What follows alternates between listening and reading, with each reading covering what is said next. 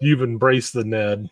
I embrace that. I got nightmares in my head, I fear that the thoughts build up until I can't hear, that my mind fills up into a creature, and it haunts me somewhere much deeper.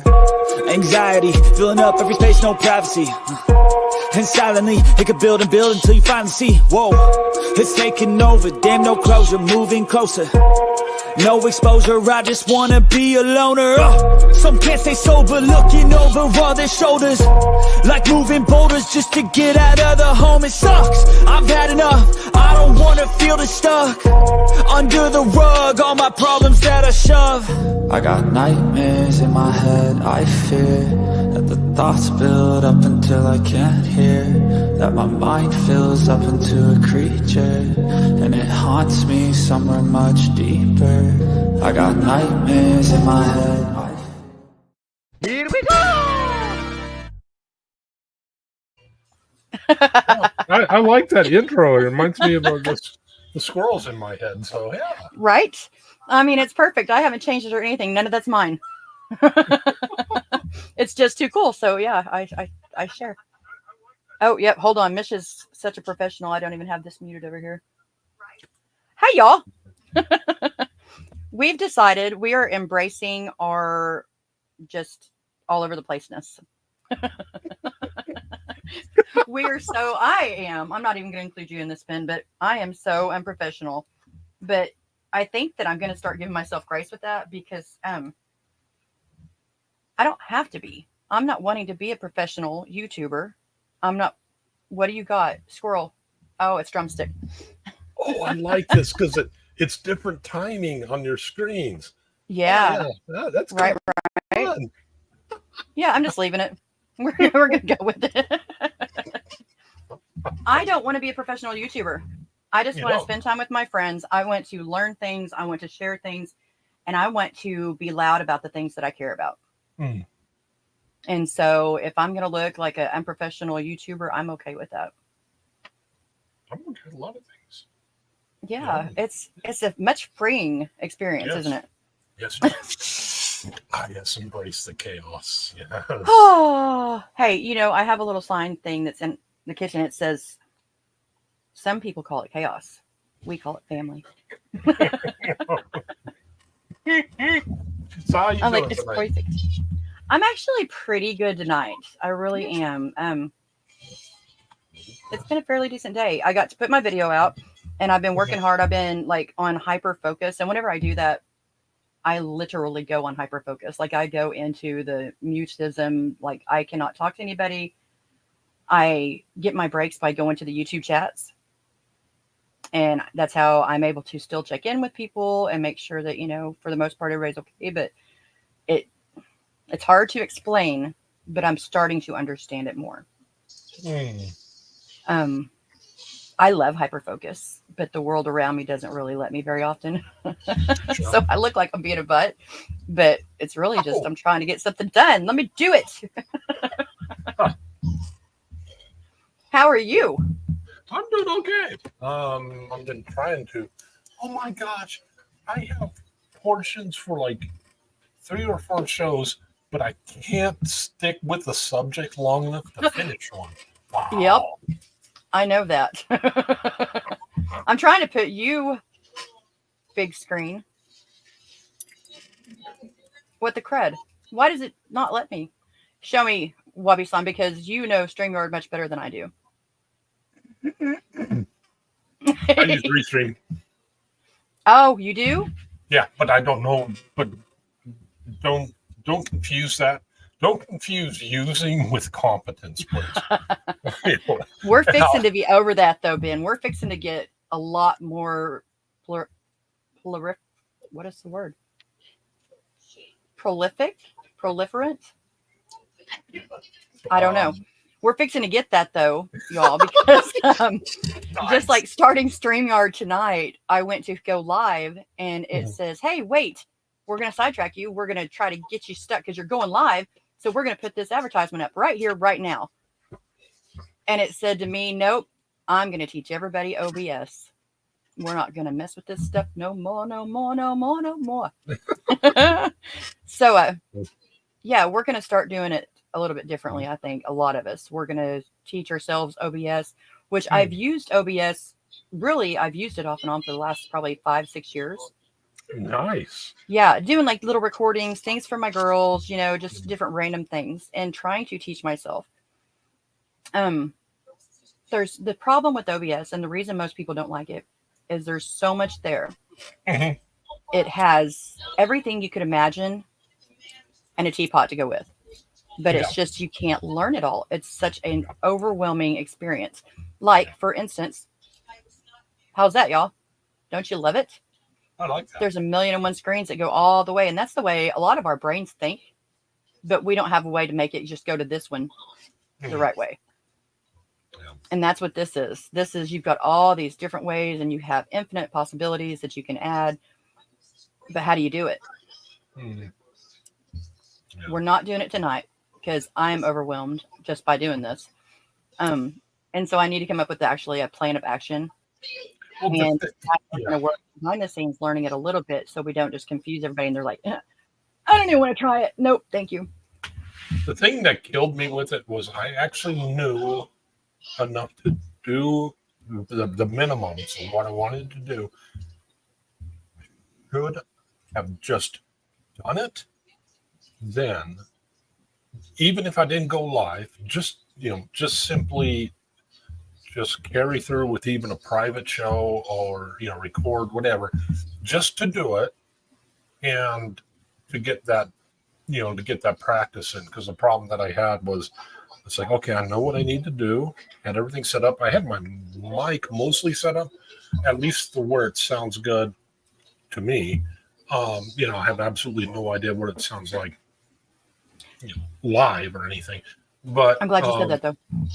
But yeah, because I had noise canceling on it to where you wash it through your vid card and it won't pick up, it wouldn't pick up stuff like that anymore. And I know that it's doing it now. But I had that all set up. I went through all the config, and then I just didn't carry through with that last second. I wish I had done that, because and that's how they teach stuff in CIA. They have you learn something and then you immediately do it. They break it down to really small steps. So they have, hands on. Yeah, you learn a real small bit and you do it. Small bit, right. You do it. Small bit, and you do it. And that they found that's the only way that they can teach people to do complex things. And then I'm just too used to doing it, like in academia where or college, where read chapters 1 through 5, and we'll meet back here next week and we'll have a test. You cover all this garbage and you don't really retain it, or you study to the test and then two months later, went out the window. Right. Well, that's the thing. That's the way it is with me too. Is I have to have the hands-on. I have to have the hearing of it. And then I have to have it click in my head, and I have to be able to do the hands-on, at least watching it on YouTube. That's why it's so big. YouTube is such a great thing because you get a little bit of the feel of doing it hands-on. You're at least able to have the sensories of your hearing and the watching at the same time. I think through life, that's one of the things that I feel we're fixing to go a little deep, but not ever since the pandemic. Beforehand, even though I have a strong case of having autism, I've not been diagnosed with it. My therapist said that they believe that I have it. I've done numerous testing and everything shows the signs that I have it, but undiagnosed. With my ADHD and all the other alphabet soup of me, I was gradually able to come to each thing that I was doing. And so it wasn't such a hard thing. Now, our entire world is different. Yeah. And there is no gradual just sinking into it. It's like the frogs in the pot. Yep. So there's that. I'm going to say hi to everybody real quick. Oh. Let me see. Maybe. I have so many screens up that I have to be able to see them. I can't even read. I'm blind.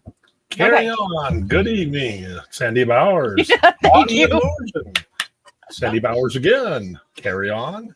College level Hogwarts. How you doing this evening? You guys are so awesome. Seventh Son. Steve-O. Cosmic Christie's in here. Holy crap. Kazi.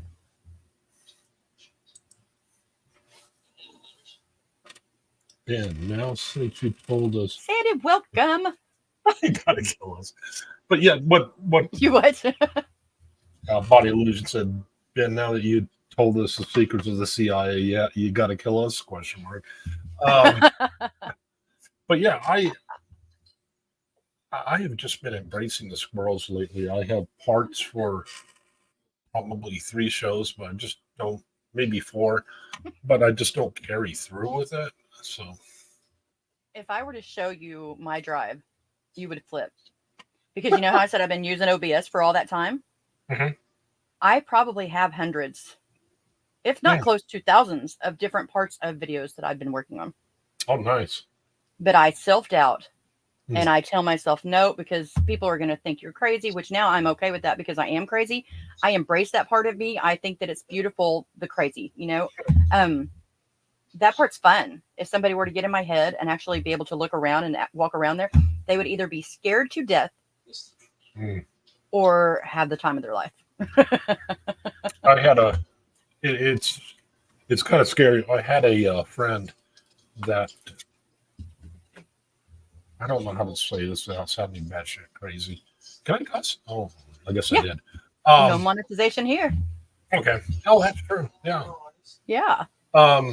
I mean, don't go belligerent or anything, but I trust you. I know, it's took all the fun out of it. But yeah, she had a it was one of my friend's mothers, but she could pick up on, so it wasn't 100% or anything, nowhere near 100%. But sometimes if you were thinking of something, she could tell you what you were thinking. And everybody kept saying, oh, there's no way she wouldn't. But it was like the main thought. And, at one point we were talking and somebody said the issue is space. And I swear to you, I don't know why, I thought of the stupid Enterprise D just for a split second. Entered my, going through warp. And she said, oh, Ben just saw the Enterprise. I said, I don't know. I have experienced that myself, and so I don't think it's that crazy at all. And in fact, my oldest daughter and I were just talking about this the other day, how we will talk sometimes in our conversations. If anybody has ever thought that I go deep with things, my daughter and I, all my daughters, we go deep. But my oldest, she and I talk about things that literally would freak people out if they were to sit and hear it. But we enjoy it. We enjoy just thinking the possibilities outside the box and observations. But sometimes we'll get too deep and our phone calls will be cut off. And it's happened so many times that we used to make a joke about it. Now I'm thinking really, truly, a lot of it is the frequencies because we are in tune. And a lot of that, the understanding or thinking that you know what somebody else is saying. Body language, of course, the CIA thing. I could tell you more, but I would have to kill you. But a lot of it's body language and just understanding the concept or the conversation at hand. Yeah. Because I think a lot of people that have neurospiciness to them, like we watch TV shows or we watch movies and we know what's going to happen in the plot 5 minutes into it. Because we're looking at so many different levels of so many different things. And so I think that's a lot of it. But I truly believe in the deep down of it, I think that there is something to say about the spiritualness of us all. I really do. I won't get too much on that tonight. Well, it was, with me, it was something where I was just so in the box thinking that I just refused to accept that any of this stuff did anything. And, like, oh, you're just fooling yourself. There's no such thing as this or this or this or this. And then it's like, okay, it's kind of a joke. I got into, and this is going to sound loony. You know what? I'm embracing. Yes, let's embrace it. I'll say I don't care, but I kind of do. We do, but we're getting out of it, right? Yeah, that kind of thing. But hold on, Ben. Audience, let's all embrace the weirdness. Let's all embrace the ungraceful, not knowing ourselves, and we might actually be able to start really getting somewhere. There was a project the CIA was involved in for a while. It was named all sorts of boring stuff when the military ran it. Them with their names, and then the CIA, I think it was CIA, took it over, and then they started getting cool names. Before it was stuff like Have. No, the military chooses names like Have Blue. What the hell is that? Have Blue? But yeah, Have Blue or Senior Have. I don't know what their thing is with Have, HAVE, but they put it on a lot of things.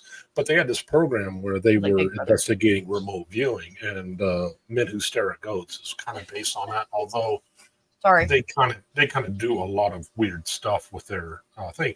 But the thing was like, okay, there's this program the CIA had. They classified massive portions of it, and the FUU, or not FUU, the Freedom of Information Act, that stuff's out there now. And so people took what they taught for remote viewing, and they said, let's teach classes on it. Okay, you know what? I'm going to try it. And holy hell. And that was the thing they found. They found that they could teach anybody to do it. And it's not 100%, it's not like you think of, it's not 100% or anything. And you have massive problems with your imagination. And it's really hard to tell the difference between what your imagination is and what you're getting. But the theory behind it, supposedly, is that everything has information. Like when somebody dies, there's DNA, there's energy. Energy is neither created or destroyed. That there's some part of it out there. And a lot of Christians look at it and they'll say, well, this is how, like in Revelation somewhere, that basically all things will be known. That you'll look at somebody, you'll know everything they did, and it's just, something like that. And it's like, okay.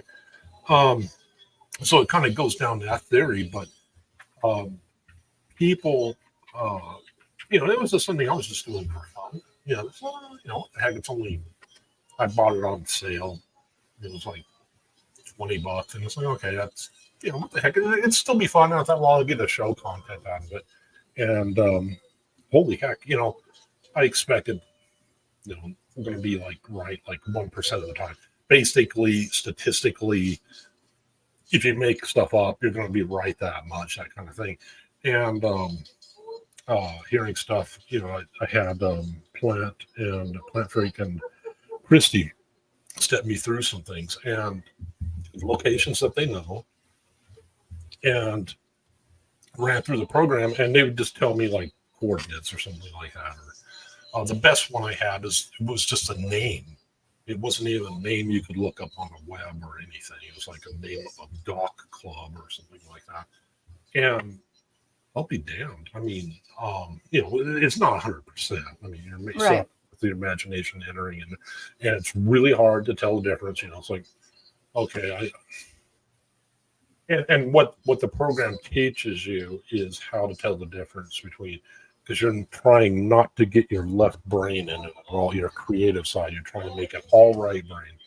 And so you don't close your eyes. You don't, if you get a real clear picture, that's not it, because that's your imagination. So if you get a real clear picture of something, you write down, set your pencil down, you sit back for like 3 seconds, and then you try again.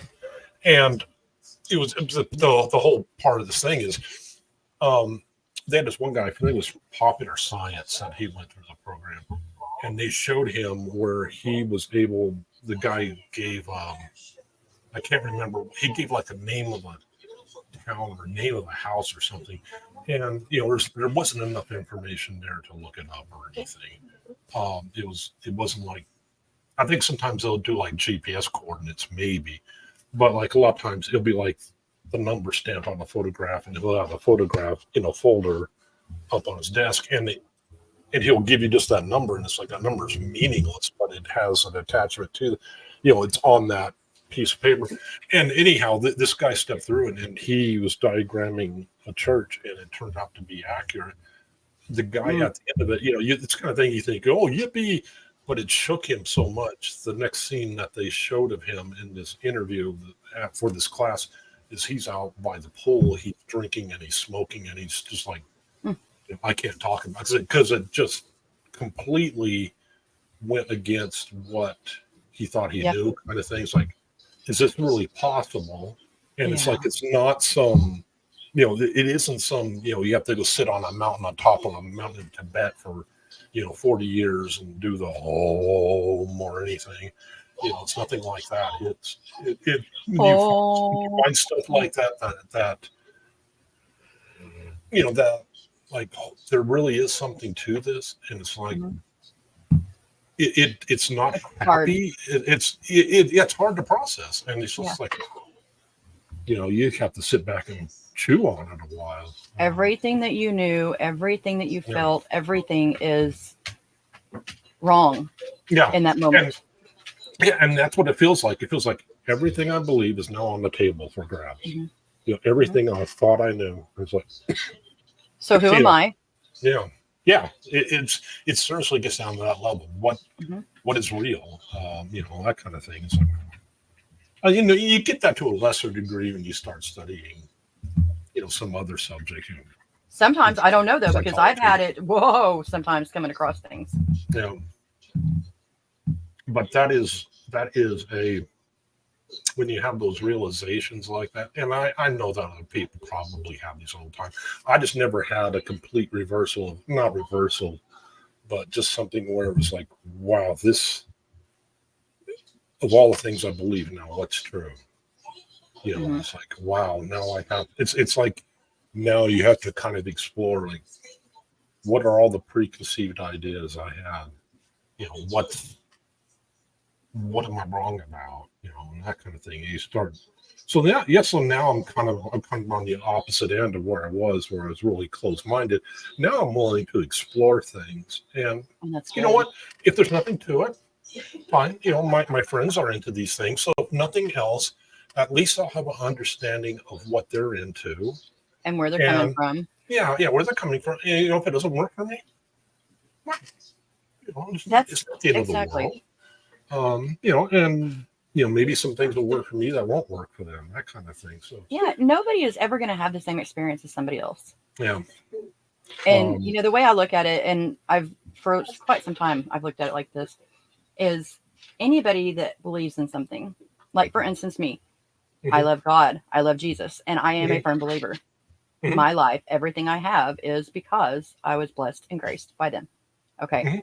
But I don't believe as the normal standard traditional Christians either. But I believe in what I do, and I'm willing to check that against anything else. Because there's no way I'm all knowing. I don't know very much of anything. Yeah. And so I'm going to be able to learn from every single person, and I'm going to shift and change in what I believe and think as organically as I grow. Sure. And anybody that is not willing to do that, if you can't put up what you believe in against anybody else, then you really don't believe in something that's worthy of being believed in my opinion. Yeah, because then you're doing the same thing like a lot of, I'm trying not to use the word, but cults do them. Yes. You don't test your beliefs against anything. Yeah, and that's you're constantly, and that was something that I fell into, where it's just, no, I believe this because I know it's true. Well, how do you know it's true? Well, you can't really answer that because you haven't tested it against anything. You haven't gone through the mental exercise and the gymnastics, or not, I shouldn't say gymnastics, but the exercise of testing it. If you don't know why you believe something, then when you really need it, it's not going to be there. Yeah, because when the second the rubber meets the road and you're faced with real hard adversity, where are you going to be with it? That kind of stuff. So, it leaves you as a very fragile person, in my opinion. Yeah. I think when you see, there's a lot of people saying that we're headed for really difficult times ahead, and that may be the case. When times like that hit, that's where you start to know what you really believe. What really works and what really doesn't, kind of thing. Yeah, 100%. See, this is why, Ben, I don't ever do anything by agenda. because this is so not what I was wanting to do tonight, but I love this conversation so much and I think it's necessary. So, yep, flying by the seat of our pants. I'm trying to, while you're talking, I'm trying to find it because I know that this is one of the videos that talks about what you were talking about the viewing, the remote view. Oh, yeah. Well, lose your voice, Misha. Really? The remote viewing. I'm trying to plug this in. You know, a lot of people, I shouldn't do this while I'm not live, but good grief. Yeah, good grief. Yeah, I was losing my light because it wasn't. It was running on battery, and it had been running on battery for like all day. But yeah, the project is called The Last One. After the CIA took it over, they gave it the cool name of Project Stargate. Now this is long. This is long before. This is like 70s and 80s, long before the Stargate movie came out. Right. They always, you're going, launch tube somewhere. You're going to no, it's not that at all. But they've had some. They Hollywoodize, which is not a word, but they do that with everything, and they put it in the movies, and they think that people think because they've watched a lot of television, they have a lot of knowledge. Yeah. But at the same time, there is information there to be gleaned. You just have to do your own due diligence. You can't just take it because it's on a screen as fact. It's not 100%. If I see something that piques my interest, I'm like, oh, like the other night, that video that I sent you. It was live that they were talking about the different things like the mud flood and the flat earth and there's stuff there. That doesn't necessarily mean that that's what it is. But at the same time, I can't prove that the earth is round or flat. I can't prove either of those. There's no way that I personally can.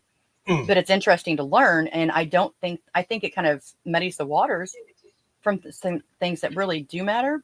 People get so focused on this or that and just fighting that I enjoy exploring. I enjoy learning. And if I can find like-minded people, then that's a beautiful thing for me. That is so incredible. And the other night, it was so fun because they were talking things that normally I say and people think I'm crazy.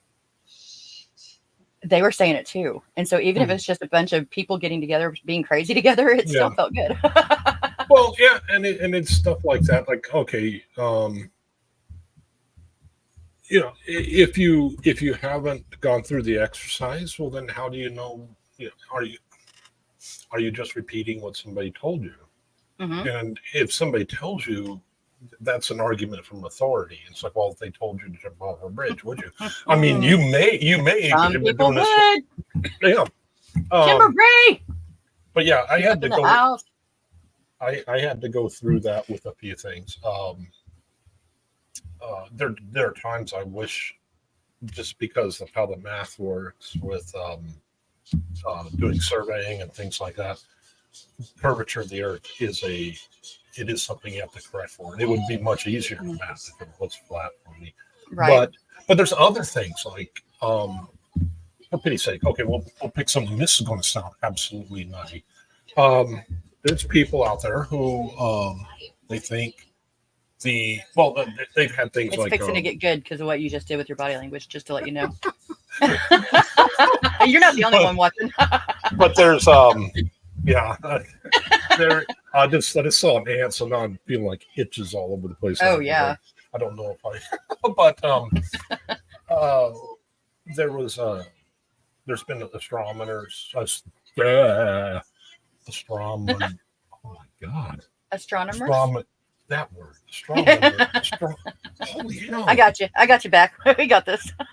But there's been the people who sit out and back and they watch the moon with the telescope.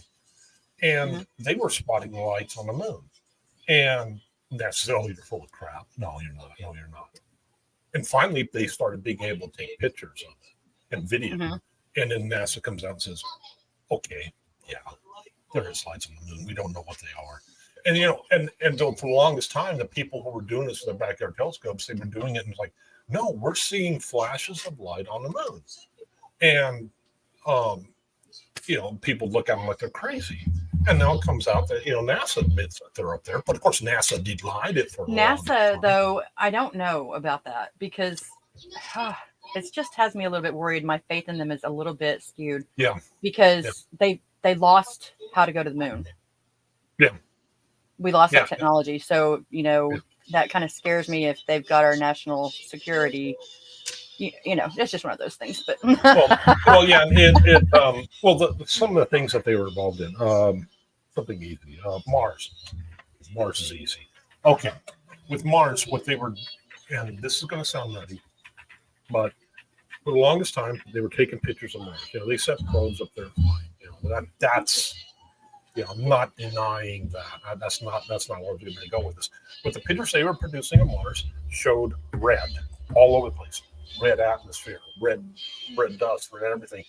And finally, people started being able to put these photographs into Adobe Photoshop. And with Adobe Photoshop, it's really easy to tell if somebody's applied a filter. And sure enough, they would undo that filter, and boom, you're seeing. It's still Mars. I mean, I'm not saying it's not Mars, but it's still Mars, but you're seeing all these colors. And then the NASA admits, yeah, we were applying a filter.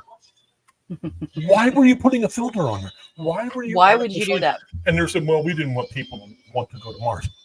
It's not like you can drive there. Right. Well, I was like, what kind of reasoning is that?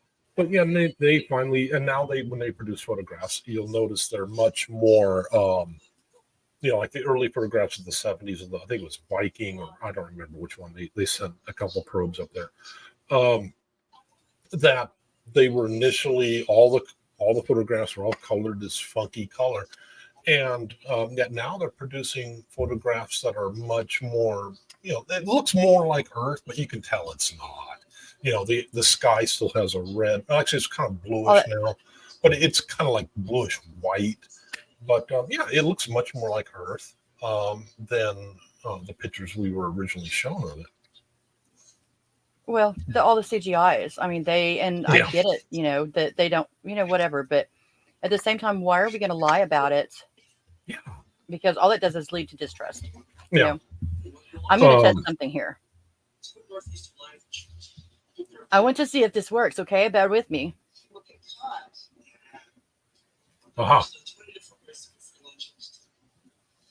Can you hear that? No. You cannot. Well, you can see it, but I can't hear it. You can see it. Yeah, because he's talking about the problem of going through the Van Allen belt. That basically they don't have the technology to go through it anymore because the older tech that they had, it was hardened naturally against that kind of radiation with the old vacuum tubes and blah blah blah. Of course, now we have isolinear chips; those are much more susceptible to all the radioactivity that you hit through the Van Allen belt. That now it's like now they're having to put all kinds of shielding. Well, you can't have that much shielding on a ship that you're sending up because of the weight. You start shielding this thing. You have more weight, so then you have to add more fuel. They have to add fuel to pay for the fuel that you're sending up. You have to add fuel to that. It's really an exponential curve, and right. That and this dippy stuff. Like they sent that probe up to the original one in the 70s. They did it to Mars in the 70s, and a lot of them they were using slide rules. They were doing all this stuff, and now they have all these supercomputers. And now when they're landing probes, they're doing all kinds of dippy things. Like we're going to wrap it in a big balloon, and it's going to boom, boom, boom, and then the balloon goes away. And hopefully it's it should balance out. But if it it's just like. But the thing why don't you? Is all that they're doing is they're testing, they're experimenting. Experiments are great to a point. Yeah. But what are they doing as far as cause and effect? Yeah. We've got this climate change. We've got this issue. We've got hurricanes coming within days of each other. We've got Oklahoma having earthquakes. We've got California getting tornadoes. We got Ohio. I mean, we've got all this weird weather, and they say it's our fault because we have cows that fart. Yeah. But it's really, truly, is it all just us? I feel like it's a giant game of The Sims. And if you ever played Sims back in the old days, the original Sims, you could actually do a visual thing and create your own weather chaos or your own kind of, whatever's. And I feel like that's kind of what they're doing now. They're getting a little bit, where is the line? Where is the line going to be drawn? And what's going to happen? You've got CERN pulling all kinds of crap. And I don't care. Monetization be damned. I don't care, because these are the things that are also, aside from the things that I fight and live for, these are also things that I fight and live for, just on a different scale. And this is where I get, I am the president of the Tinfoil Hack Society that has one member in it. But I wear it proudly, because there are things that we need to be aware of and not have filters put on. Well, yeah, and that's the thing, is that you don't necessarily have to believe in, let's put something on the table, Mandela effect. You don't necessarily have to believe, in the Mandela effect to believe, we're still playing with stuff that that, who knows the consequences for? We really don't know.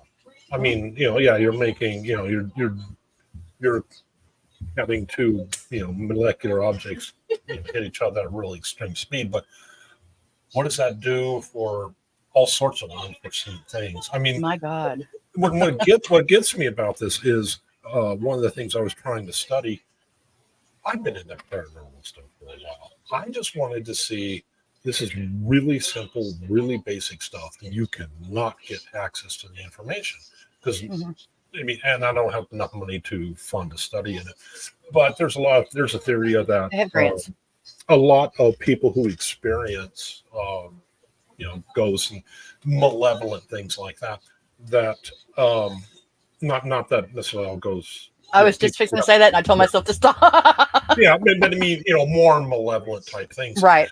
There's a lot of EMF involved. Well, okay. I would just like to be able to simply map how many paranormal events are near, high frequency power lines. And ley lines, yeah. But what gets me about this is something that's simple. You go to the electric industry, the industry I work in, and they say, "Oh no, there's nothing to it, absolutely nothing to it," and the government says, "Oh no, there's absolutely nothing to it." But the thing is that they know. Well, no, and there's studies that conflict on this.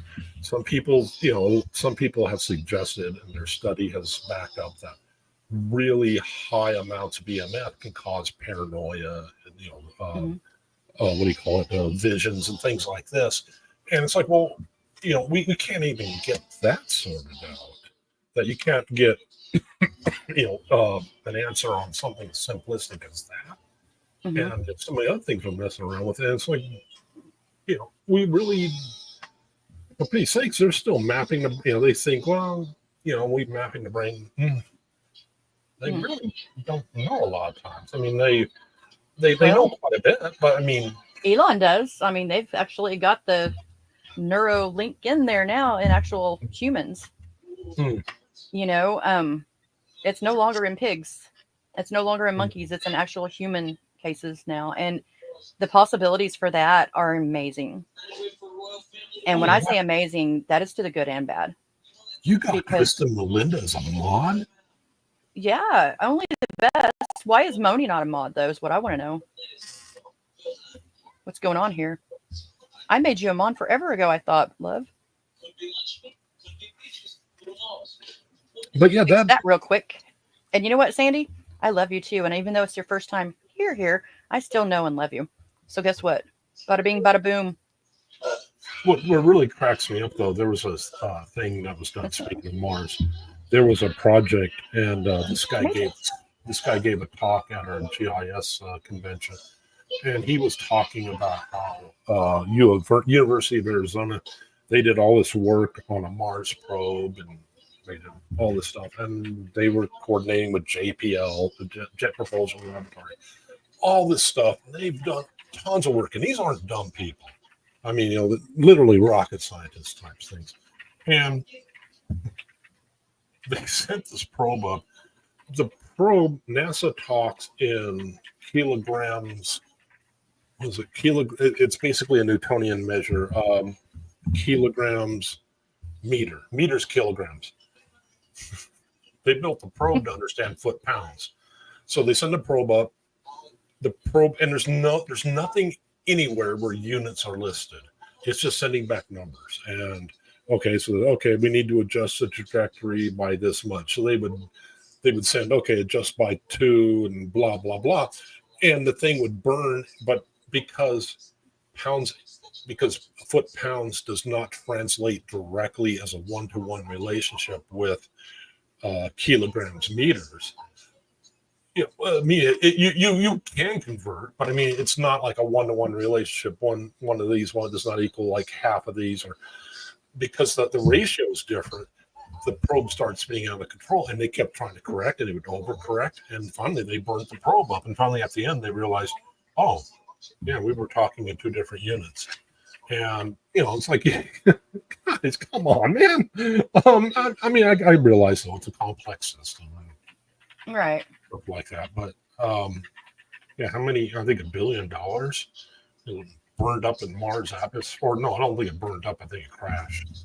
But yeah, it's a piece of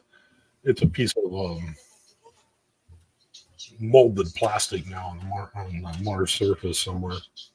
Mercy. Just the implications of that alone. What is that piece of melted plastic on Mars going to end up doing to our world 200 years from now?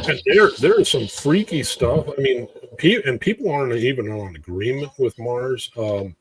There's a few, and these people are respected. I mean, it's not fringe. It's not your what do you call it? Your noisy outlier. There are people who think that the stuff they're picking up on Mars, the radiation. I wish I could remember. They're saying it's akin to a nuclear weapon, and there's a lot of people out there think that they had. Ergo, the reason for going to Mars so very much has been exponential. That makes sense.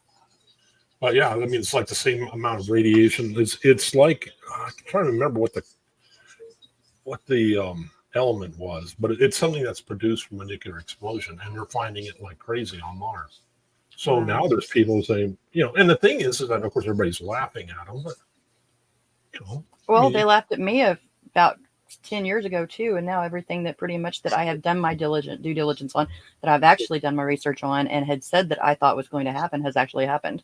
That's not being prophetic. That's not being any kind of anything. Yeah. It just means that I looked into things whenever I was worried and followed through with them and said, hey, this is what lines up. Even, there was, we're not even going to get into that because, but still people laughed at me too. Yeah. Well, there was, I watched a talk, and there was a scientist, and this guy wasn't even a young earth creation. He wasn't a creationist or anything like that. His theory was simply, it's a really simple theory. And he was just talking about, he was like an anthropologist. He was saying that T-Rex could have been vegetarian. Because he's taught his theory was because with 80B little arms, he can't really do a lot with those. I have big head and little arms. Yeah, sorry, I have to anytime. But do it again. But in his theory was because the people they had sharp teeth. Well, so do fruit bats. They have sharp teeth. What? He had so do fur bats.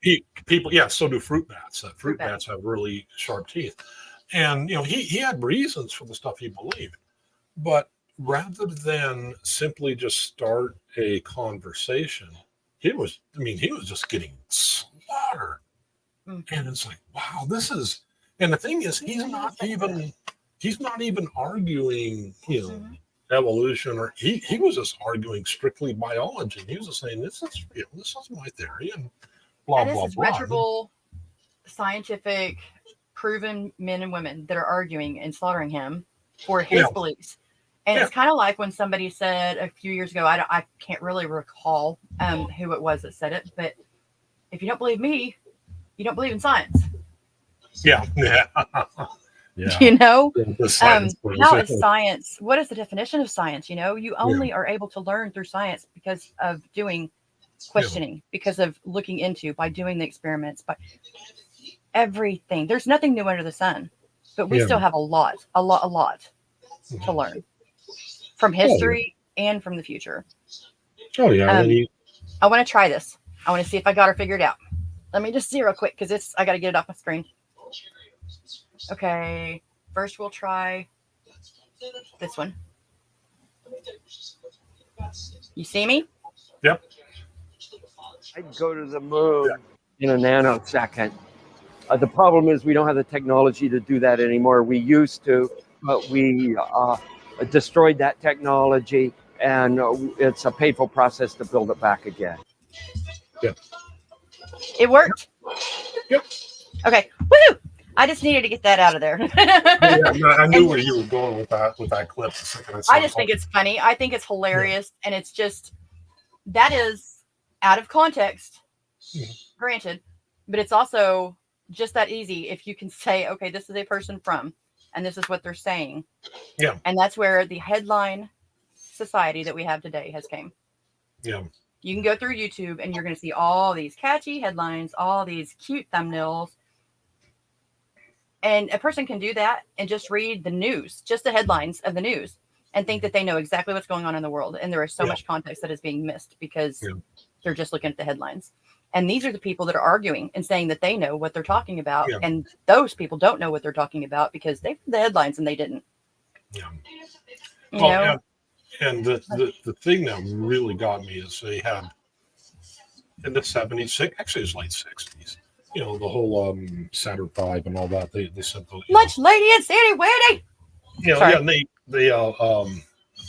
yeah, and they sent those guys up there and they were able to do slide rolls and all this other stuff. And that now the big plan they're talking about is putting in 11 rockets, launch vehicles in orbit first. And it's like, holy hell, you know, it sounds more and more like this is just a never-ending government contract. You know, so, we gotta build 8 rockets. We're gonna put them up in the orbit, and then we'll construct this ship in orbit, and then it'll fly to the moon. It's like, wait a minute.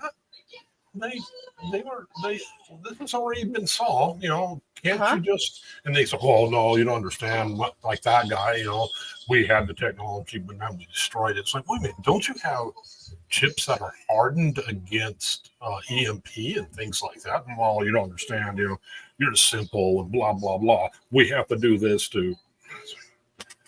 Is this really the best solution to put all these gazillion rockets up in space now and poke how many holes places that shouldn't be, and emit gases in places that shouldn't go, upset any kind of a fragile ecosystem whatsoever? But they still haven't solved one of the biggest issues that I find today, which is how many people have nowhere to sleep and lay their head in a comfortable place that's safe.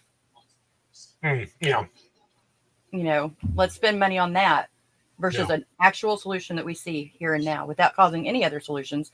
Let's fix us first. Yeah. Well, and Tara Smiling was, I wish I could remember. And actually, now I think about it, she couldn't remember either, but she was talking about that there was a nation. Big toe. They're in someplace in northern Europe where they claim that they've solved homelessness. And yes. And she was talking about how, you know, the problem is that we, in the U.S., we actually have a housing deficit. But once you take in unused hotel rooms, unused B&B, unused, you know, secondary properties that people own and things like that, that actually you can solve it. But the thing is, nobody's even having this discussion, you know, and it's like, well, you know, nobody wants to, I suppose. Well, no, nobody wants to mess with anything until they're going through it. It's problematic, and I do like Tara's passion on that because we were talking about that her Thursday night Discord meeting. She was talking about a little bit. She is an incredible person. Yeah, she really is. Of course, she's now working in. I'm glad she's working in a field that uses her skill set. Agreed. She's working, you know, helping people do their to get housing and things like that, or get services for.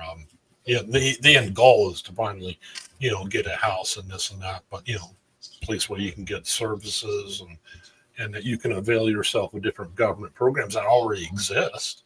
It's just if you're out on the street, you don't know they exist. Nobody tells you they exist. Nobody tells you the process to go through. Yeah. I do so much research and I have so many resources and I have such a big community and network of people. And I can't find help in certain areas. And this was years ago, whenever I was trying to find help for my own girls, I couldn't find it. Now that I'm in this, now that everything is the way that it is, and I built up even more, I still can't find help for certain things. Yeah. It is very maddening because they have so much red tape that even if I sat with a computer, with several computers, if I sat with several monitors, if I sat and I have all this and can't find it, I was homeless once.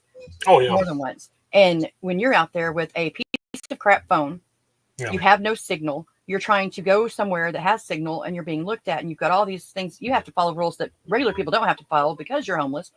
In fact, the other day, that's a whole story. But part of it was I had to go somewhere to pick up my daughter and I had a backpack because I didn't know how long it was going to be. And I didn't want to be stuck outside that was closed without, at least having, my laptop and some stuff to work on because, I got to be doing something. And so I went to the casino because it stayed open until 2:00 in the morning. I didn't have money. So, of course, that was something if I wasn't playing the machine. They started looking at me weird. But because I had my backpack, they followed me every time I went to the restroom, every time I did anything. And then finally, somebody walked up to me and I saw what they were looking at. And they had on my face. And they were like, you can't have that in here. And so I had to be walked with security up to the front of the building and drop off my backpack. Because I couldn't have it. Although I've had a much larger purse in casinos and never once been stopped. Yeah. Well, it's just ridiculous the things that we have to go through if we think that we're homeless, and one of the things that Tara pointed out when she was living in her car, trying to get, she started trying to get, a home again and all this other stuff. So she started doing the government programs and she was it actually would have been easier for her because she was sober at that point. She had worked her butt off to get sober, all this other stuff. It would have been easier for her to get a home if she was on drugs.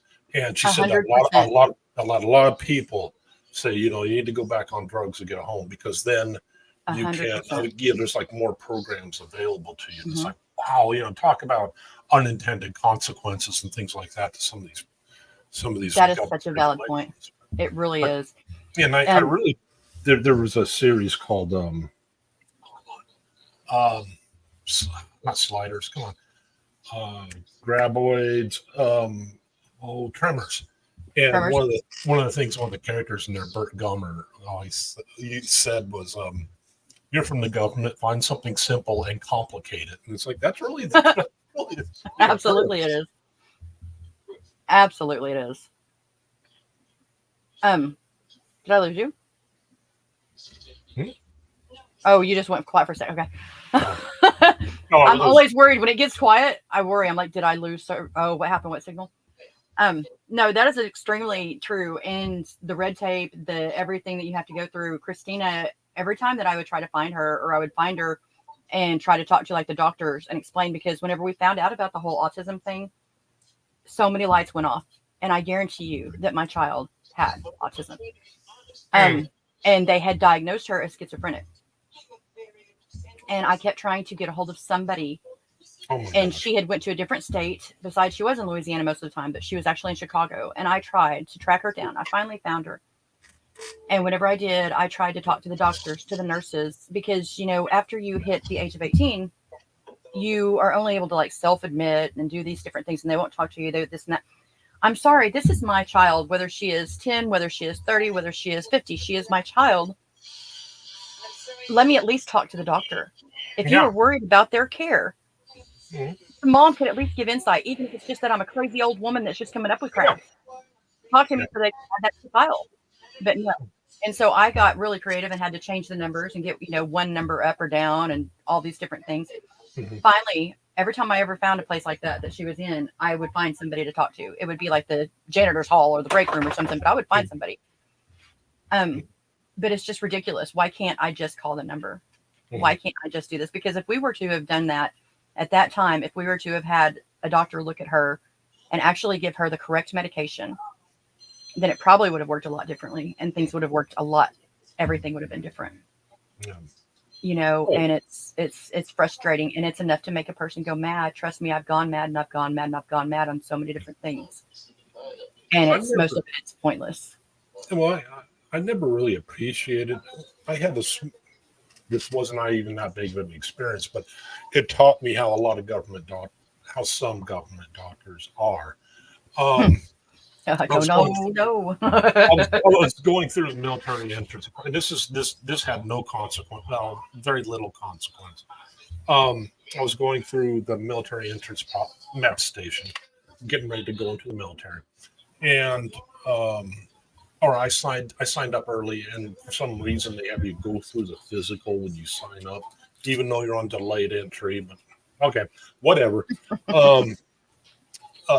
They had me go through this one thing where they're testing for color blindness. Well, I was wearing glasses, and they had to take your glasses off. Okay. I told them, okay, you realize I have a script. Yeah, I see. And then we're going to give you these dots to see if you're colorblind, where they have dots colored one way and a few dots colored a different way, and you're supposed to be able to spot these numbers. I said, well, I can't see without my glasses. You can't make that number out. Yes, I need my glasses. Can I get my glasses? No. So you can't make that out. Okay. Can you make this one out? No, I cannot see it. I need my glasses. Okay. So they mark me down as being colorblind. It's like, you imbeciles. But the thing is, and that's a really simple example. But it's a good one. But yeah, and it showed me how some of these, how these guys get entrenched in the government system.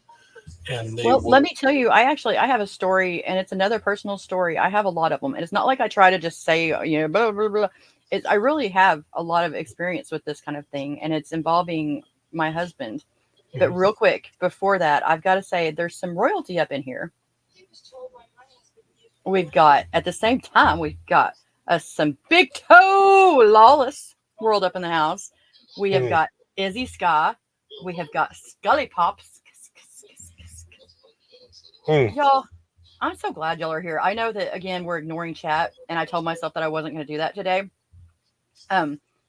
It's just hard for us, especially with all these different screens. And I've got Ben looking at me in 3 different screens. That's a little intimidating. Why would you do that to yourself? Oh my gosh. Well, I wish I could. Oh, that's right. I can't start comments because I'm not even logged in. I don't have a login to StreamYard. I mean, I'm looking at the comments, but the great thing I see is that there's so many amazing people, and they're just carrying on and getting to know each other if they didn't know each other before. And that makes my heart swell. It makes me so happy to see. And so I think that they're in good hands. Yeah. But I do have something I want to start. And I want to start this actually way sidetracked, Ben. Can you imagine? This is over here, over there. But I think that because with me, I was talking about going mute whenever I'm working on a video or something. I just kind of ignore the world as best I can. Mm-hmm. It's not anything personal towards anybody. It's just how I've kind of learned to deal with things. If somebody's got an emergency, though, how do they do it? And so I think that I'm going to start something with all of my friends. I'm going to start sending it out to them and see what they think. But doing like the little red light, like for trigger warnings and things. If there's something that somebody really needs to talk, or there's something really going on, set out that red light. Because I think a lot of us have gotten now to where that we see the notifications as they pull up, and we'll say, okay, it's not an emergency. It's not an emergency. It's not an emergency. Oh, yeah. I see what you're saying. Yeah. And so I think that I want to talk to everybody and see what they think, if that makes sense to them. And if, because I don't want to miss anybody. But at the same time, I think we all need our sanity. And sometimes if you've got a lot of notifications coming in, it just happens. And so I think that we should implement something like that. Or even, just, you don't have to say what it is, but if you're in a group somewhere, or if you're in a chat and you're on a live chat like this right here, and you've got something you really need to talk about, put up the red light. Well, and just so you know, Chris and Melinda admitted we're partying over here. I happen to know Chris and Melinda's actually a party animal. She pretends she's not. I mean, she got sick for how long after her last little excursion? Yeah. And, and she keeps saying, "Oh, I got COVID." Tool. It was Tool. Yeah, whatever. COVID. She was front row. She was slam dancing. Right. And all that. And she's trying to come off. I mean, the symptoms were there, Kristen. Come on. She's probably hanging out doing Rob Zombie. Right. She's into all that, and she likes to pretend she's not. But We all know, but we love her anyways. Yeah. But we all know. Well, and she's actually, she likes to throw it in my face, and I had to give up on my version of Love Shack because copyright. Like, damn it! I want it. How is she's able? Wait a minute.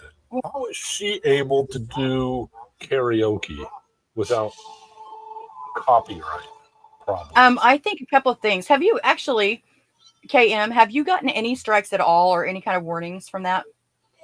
Because that is a very interesting question. Yeah.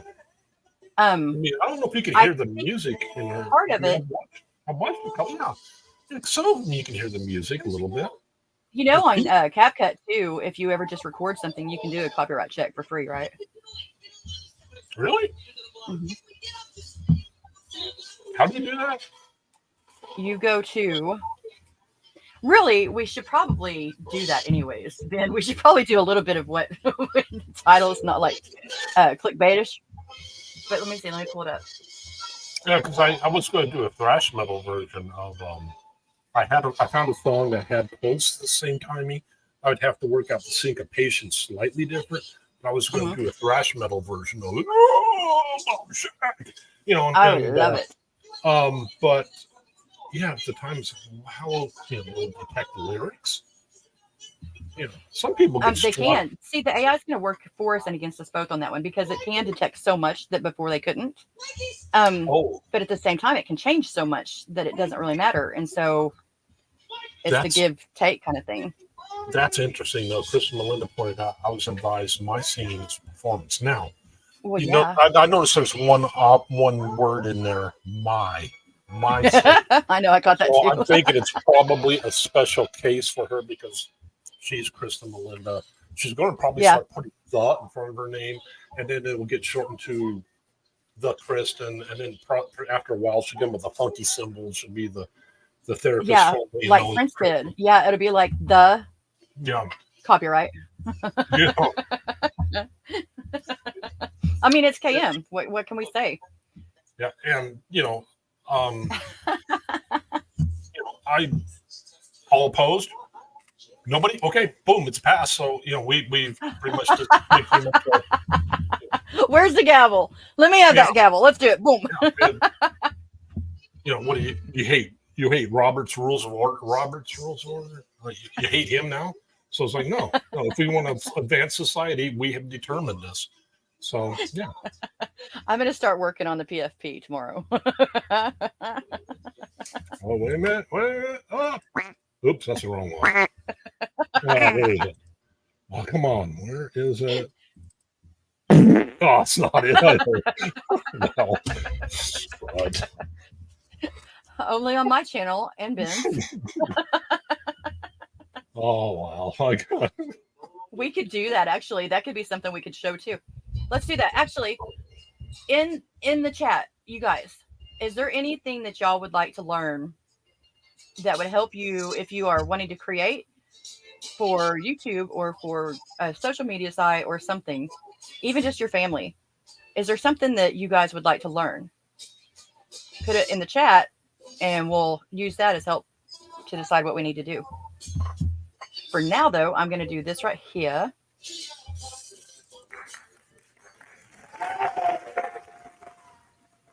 That was a good one. Okay. Yeah, I had to download SoundPad just because I wanted to do a game show at some point, and it was the easiest. I have the game show way, too. It was the easiest way to have a buzzer. It's like, a lot of there's several other ways I could have done it. It was like, this was easy. I had credits on Steam. It was inexpensive. So why not? I have to do everything that I can free because I'm trying to do anything and everything that can be done. I'm trying to do it that way.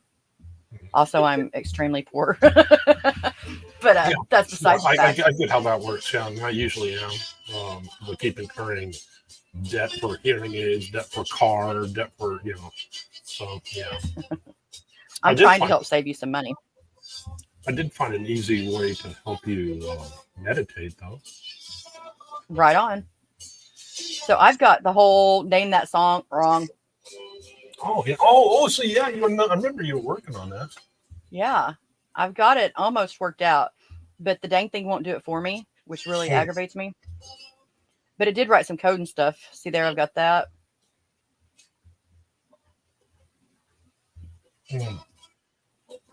Wait, crap. I've got code. I really do. I promise you. God, 28 days ago. Is that not crazy? It's got the scoreboard and stuff, but I want it prettier than that too. And so I'm just going to have to work on it. But my life kind of went again, like all in one week. I hate it when that happens, but I'm coming better. I'm feeling better. Yeah. So there's that. I'm waiting to catch the bid this year. I haven't had it this year, so it's probably not. Don't you be even talking about it. Be like, no, no, no. Go away. Don't even get started. So say like for Cindy instance, huh? Sandy Wendy was saying she wants to get her channel off the ground too. Let's do this, y'all. And I'm going to show you how to use OBS instead of StreamYard or Restream or any of that. Let's not give them their money that they don't, let's not. That's Da Let's Vinci, just save our isn't it? money. Huh? Is that Da Vinci? No. This is CapCut. That's what? CapCut. CAPCUT. CapCut. Never heard of it. Wow, interesting. I'm going to, let's see. I thought you said catgut for a while. Okay. It's cat guts. I'm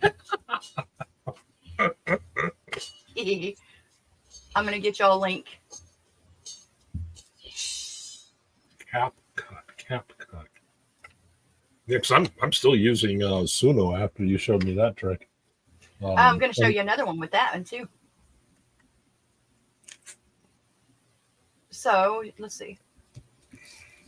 Maybe I'll have to add the link later because I'm not doing all that. But anytime that I put links like that, most of the time it does something to help me to where I can further do stuff. Mhm. Like there's a couple of links in the about section or the more section on this video. Oh. And like one is for my AI art. And anytime anybody joins and does like so many things, like does 10 pictures or goes pro, then I get perks. And that's how I am able to get my art therapy is by that. And then like Suno, you get, check this out, Ben. Right now, anybody that joins and creates like, I think 10 songs, you get 250 credits. Right on. That's a beautiful thing. That is community helping community build the community, in my opinion. So anybody that wants to help Amisha out, click those links and fill them out. Have fun with it. So on CapCut, one of the things that I use to do the video that I created today. And once I was finished with it, I'm not going to show you all the workings of this because this is a little bit, well, it's a whole lot of bit confusing. But whenever you're finished and you get ready to export it, so really, truly, all you'll have to do is once you sign up to CapCut, then it's going to pull this up and it's going to pull a screen up that says it's detecting your stuff to see if you have this and this, if you're able to do it, which is good because you're not just going to be like Canva. For a long time, I couldn't use it because my computer was jacked. It wouldn't tell me though. I just kept getting frustrated. This will actually do it, which is good. So when you get ready to do something, it's going to pull up kind of like this, except for that won't be there. Okay. You're going to go to import and it'll pull up all your things. And you go and you pull up your file. And then you just take it from that screen and pull it down here. Sure. Yeah, Is this making sense? Am I going? Yeah, that's like Da Vinci. Okay. So once you do that and you've done your stuff, like say you want to add, I'm not going to show you all that because that's just way confusing. Is that a video that you added or an image, a still image or? This, what I added was just an image. Wait. Oh, no, okay. I take that back. It was a video. Y'all, there's a whole lot to making the videos that I made, like not even 4 minutes worth of a video. It took me so long and so much work, but it's fun. But anyway, say you're done with it. You're ready and you're going to export it. And so like your Thresh video that you're going to do, you could import it, put it on the timeline, and then you could export it. Once you export it, it gives you all these options. And then it's going to export, blah, blah, blah, blah, blah.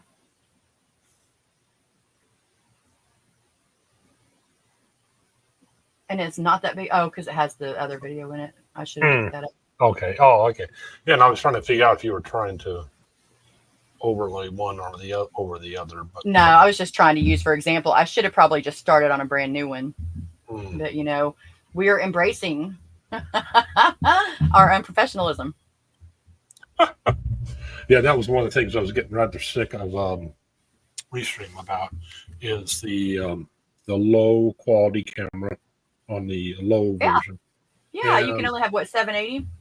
Yeah, I'm on 780p, and yeah, now I want to go up to, you know, and whatever 1080, and also you can only have so many megabytes of videos, and I keep hitting that because I keep trying to do shows where I would like to have a live, but then use a video, you know, demonstrating, you know, certain body language, or like I kind of like I did with the ghost thing, where, you know, I'm showing people who are faking it. Well, sure, yeah. And things like that. You know, you want to show examples. Oh, just keep looking at their eyes, or keep looking at, you know, this or that. And, you know, no, I'd like to have, and that's one of the shows I want to do on the Berkshire UFO case, is have some videos and say, this is why I believe this person is, you know, look at their body language and things like that. You know, and it would be fun to have just a UFO, you know, let's have a B-roll somewhere, the UFO flying. So it's not just a bunch of talking heads on the screen. Occasionally, yeah, I'm going to show you that too. I'm going to show you how to do that. Oh, can you hear that? Okay, cool. Real quick, this popped up.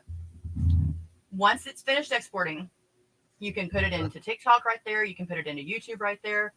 You can check copyright. Oh, okay. Oh, that's what you're using CapGut to. Okay. Yeah, that's what CapGut's for. Okay. Yeah, just to let you know, I'm going to keep calling. I know, I am too. It's from now on, forever and ever, it's going to be CapGut. And if you know, you know. So anyway, it's going to do it, and it says sound copyright has passed. I don't know why it just specified that, because, you know, the other two, but the reason I could use that entire movie and share it on YouTube, Metropolis, is because it is the age. I want to say 1927. Yeah. Anything older than 1927, song or video, you can use with no worries whatsoever about copyright. Just a little FYI. And I also would have told you guys about Internet Archive, but there's been a lot of dang drama that's going on with that place lately. And now I don't even know if it's still back up or not. Really? I didn't know there was such a thing. You didn't know about it at all? No. Holy Hannah. I missed the drama because I didn't realize it even existed. Man, I tell you what, that is where I would get so much of my resources. Mo Love got a copyright strike from a video she made. What? You don't even do anything because there was music in the car. Oh my goodness. Yep. You know, and that's the kind of thing, if you're not making, it's just ignorant. Yeah, it you know, actually the artist should be happy to and actually it's probably the artist probably is happy. It's just the greedy companies that no, we want ours. She does get yours all the time. You know, a lot of times the artist only gets like a penny a record, you know, a penny an album, and the record company's getting the rest, or Yes, sir. That kind of goes along with my video too. Okay, so real quick, Internet Archive. This place used to, which right now I think you can still do the Wayback Machine. Okay. And that takes you to the old email or the old website addresses that are no longer. And so, like, if you remembered this website, like on MySpace or whatever, I'm not going to get into it right now because, you know, it's not really. Right now, they still let you do the Wayback Machine, though. And you can pull up old websites and what they used to look like. Yeah. But they also had, oh my gosh, it was like what Google's doing, trying to take over all the media in the world and being owner of it. It was kind of like that, but it was free. It was to where that you could share, and it was like kind of like a library, but a digital one. So yeah, that was a great resource once upon a time. Buy on Payway, then it's not a giant chunk out of your wages. Always, that's how he's talking to Kristen. Do what now? What's Payway? I don't know what Payway is. Oh, I haven't heard of Payway. Oh, Chris Melinda. Interesting. That's Monica. Or wait, yeah, Moni69 is Monica from Australia, right? God, I gotta get some glasses. Yeah. Okay.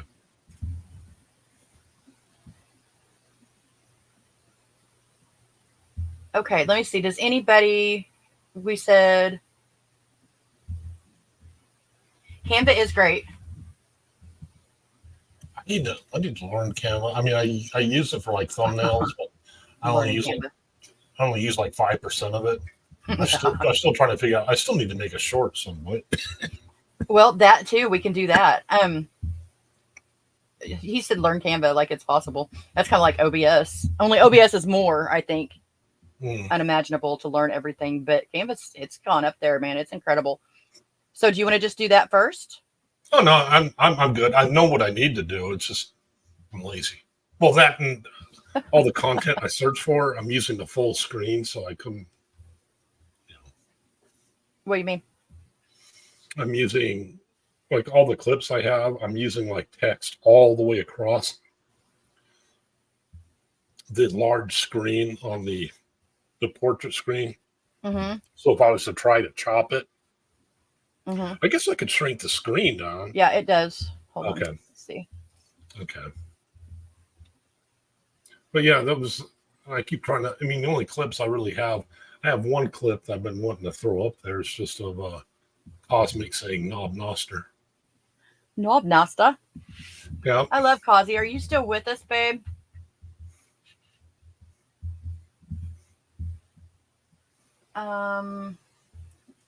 Give me a moment because it's been a long time. It's been since the Aria. How do you say his name? Is it Aria? Aria Schleider? Aria. That interview, and I made that short, and it's been a minute since then. I'm trying to remember how I did it. Oh, that's right. I know it's. That's right. You did do that. Yeah, that's right. I wanted to make a short of that. Because you can do that, and then you can do it on OBS as well. I do a lot of my recording on OBS. A lot. A lot? A whole lot.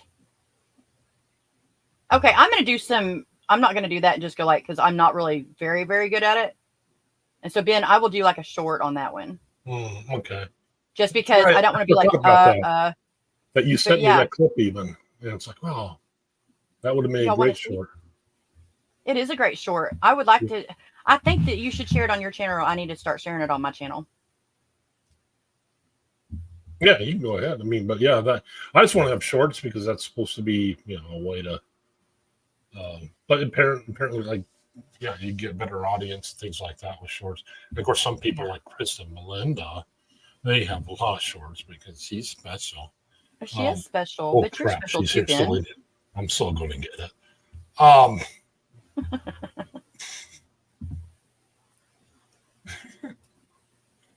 So for now, it's not a short. It's just on here. Okay, yeah. But I want y'all to watch because still it was good. Can you hear that?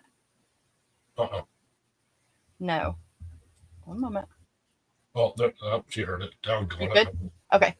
No, we could not that. I mean, Chris and Melinda heard my comment about her. Oh. Yeah, she's going to make me pay. That's part of the fun. She's very tricksy, that one. I know. That's why we love her. I usually message my ex-wife asking to talk to my daughter. Nowadays, I give my baby boy and my son a hug. Even if I'm feeling very depressed. I have, no matter how bad it is, there is just too much good for me to let it destroy me. That's good outlook. Wow. There's no choice.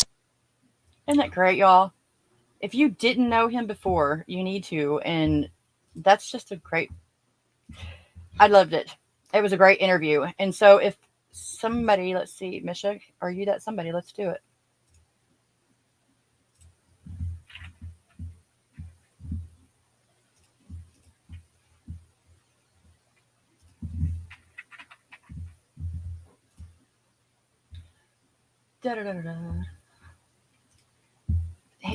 How many people do you know that has a whole alphabet made, a whole font? just because of them. Mr. Ben Bacon Bits does. Yes, he does. This is his channel for anybody that does not know. And I'm going to show you the REA interview. My God, Ben, you've done a lot of freaking content that I have not seen. But this was a fun one. Just saying. Oh, that was the one that you... That was fun. We got deep on that one. Matrix Break, you would like that one, I think. Am I missing it? Where's he at? I think he's up later. He was after Tommy. I think he was after Tara. There he is. Down, right underneath Miss Kim. I need to make a thumbnail of him so it's easier to find him. Oh. Why am I not seeing it? Oh, that's Kristen Melinda. Everybody wants to be Kristen Melinda. Yeah. I mean, is it still down? Oh, there, it's up there. I see it now. Oh, crap. She heard that one too. I'm not privatizing the video, so she can't hear everything you're saying, Ben. She's very tricksy, that one. And she can sing in pitch. You know, there's a thing with AI now. Oh, yeah. There was one app. There's so much I want to share, and it's like, no! There was one app I saw Nick, where it makes your eyes always look at the camera. Yep. And no matter what you do, you're always looking at the making camera. eye contact. It makes you look like a psychopath because of psychopathic stare. Yes, it does. This guy right here is like the king. Oh, yeah. Yeah, I was hitting his videos, and I've learned so much from him, and it's like, okay, I'm ready to go. And I didn't follow through, so now I forgot a lot of it. So, yeah, it happens. But I need to open it. I think if I open it, I'll remember a lot, and then at least I know what pieces I'm missing. Because I even have the site for the Ninja site made to hold people, and that was the big piece I was missing. It's like, okay, how do you hold people to, bring them into your stream? I still want to get some of the fun toys that will work in your chat, though, where they can check weather and do stuff like that. I'm fixing to show you something. But yeah, the big thing I like out of OBS is the fact you can run whatever videos you want. You're not limited to 5 megabytes or whatever, no, 500 megabytes or whatever. Yeah, because it doesn't, OBS, you can do even higher than 1080. Yeah. Yeah. I mean, even higher than 1080 you can do. And you can do multiple cameras. You can do your cell phone, and you don't even have to be there. This right here, I thought of you, and I was like, oh, yep. And see, he did a live the other night, and I got to put one of my questions through, and they answered it for me. Got permission to use his stuff as long as I give, credit, which I always do, credit where credit's due. This guy is, just wow. I'm putting it right now so I don't forget. Nick, love you, brother. Someday I would like to be a forensic psychologist, but I'm too nice. I would totally get fooled and get myself in trouble. Kristen Melinda is pretty nice, but don't let her hear that I said that. Yeah. Because she's tricksy too. Oh. Okay. Check this out, Ben.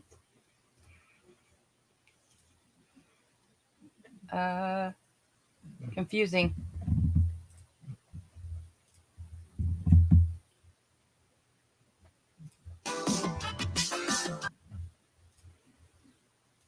You aren't going to want to miss this video. Let me ask you a question. If you could stream or video podcast where a producer would automatically switch scenes to highlight you talking or highlight the graphics that you're talking about, how much would that improve your live stream? Please run. Remove most of the work and allow you to just engage with your audience and co-host without having to push any buttons or change scenes. Now, something like this would guarantee a much better viewer experience and make it so much easier to clip out sections for smaller videos as well. Well, I want to show you a very simple OBS plugin that can do all of this for you. And it's totally 100% free. Oh, and Matrix Break, thank you for coming by, and thank you for inviting me the other night. Oh my goodness. Had a great time. By the way, you don't have to have a co-host for your live stream for this to transform your live stream. That's just the example that I'm using today. If you watch, you're going to see all kinds of ways that you can use this to basically add a remote producer to your live stream. You really aren't going to believe this, so you definitely want quit. The plugin is going to be used. I'm not going to show you all this part, but I want you to see. I want you to see what he does. This is amazeball. You're going to understand why that is right now as I bring in my guest. And my hands are right here so you can see what's going on. Check this out, How's man. it Are you going, ready? Michael? Are you sitting down? It's going good. How about you? How are you doing? I'm doing pretty well. And you can see now that it will flip back and forth between the two of us. But if Michael talks while I talk, you can see what's going to happen next. Yeah. How's it going, Michael?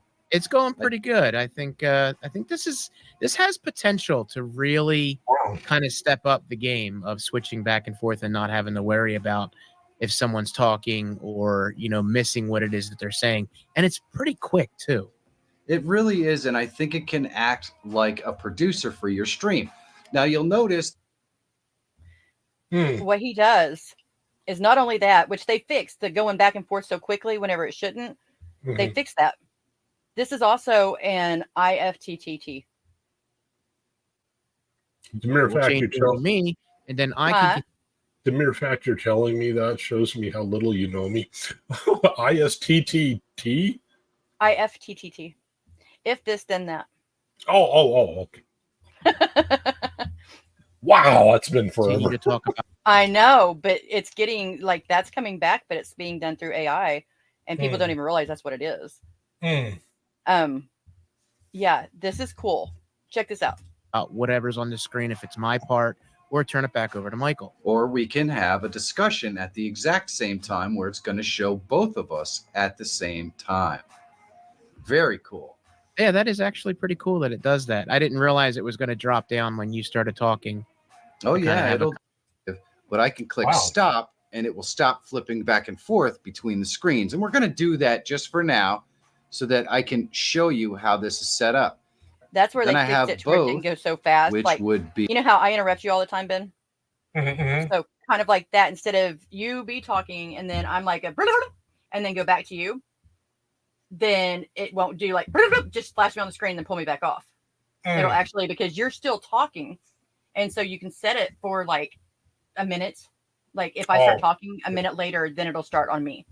But that way it keeps the conversation going without the blips. It's very smooth. And say you're working on, which is, I was just blown away with this part. Let's see. Oh yeah, it pulling up examples and diagrams and whatever. I mean, it's incredible.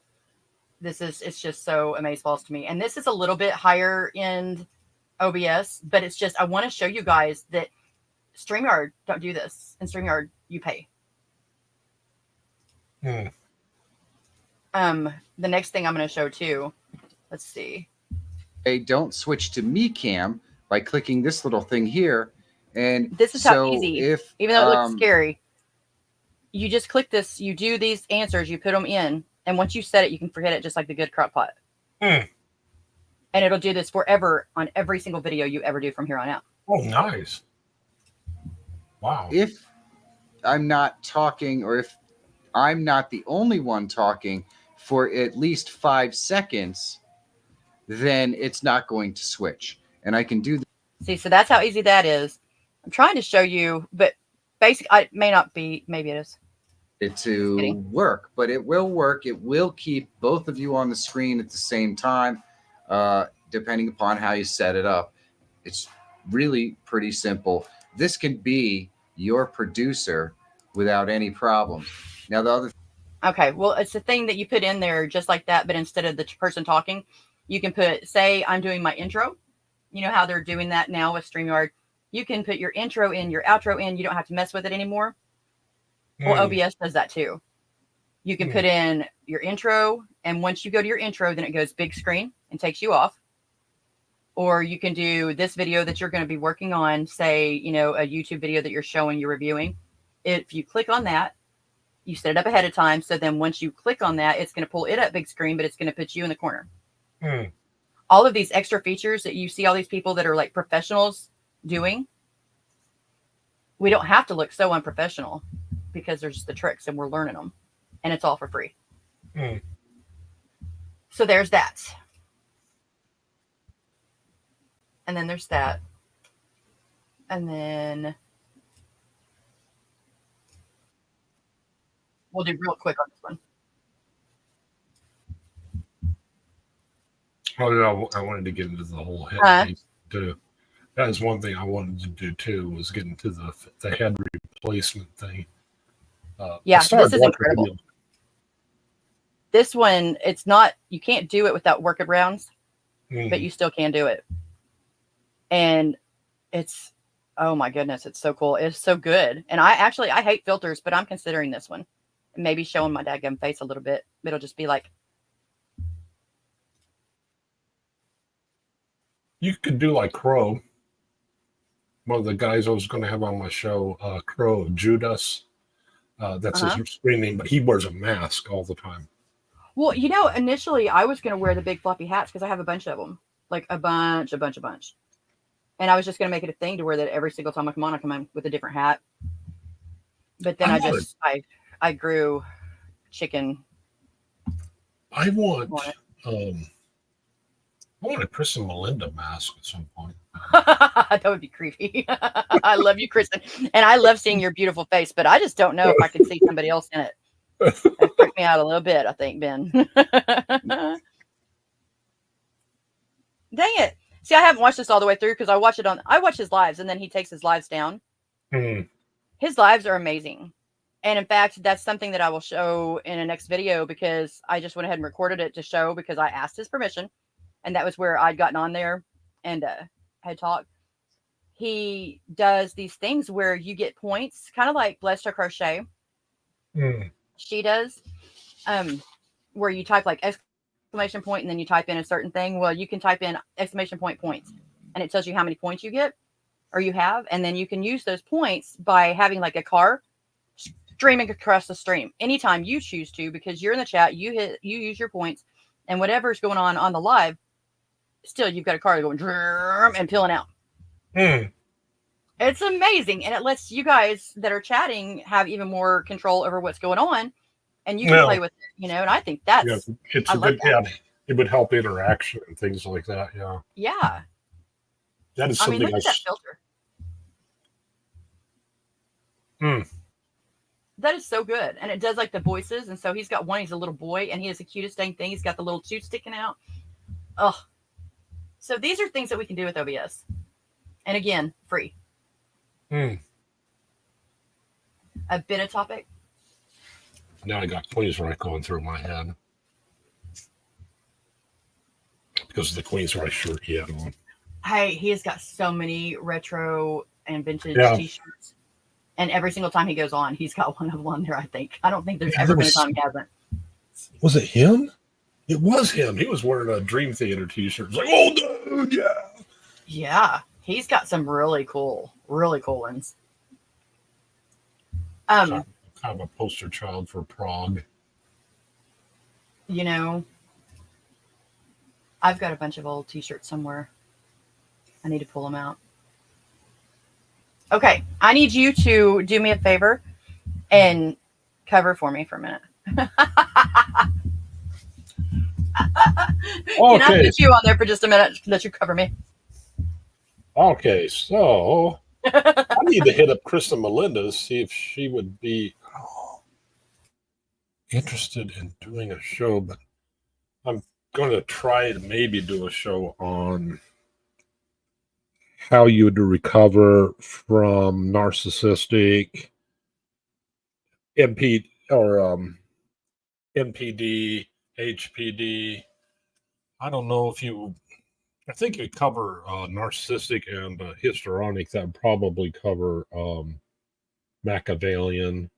I don't know if they're recovering from psychopathy.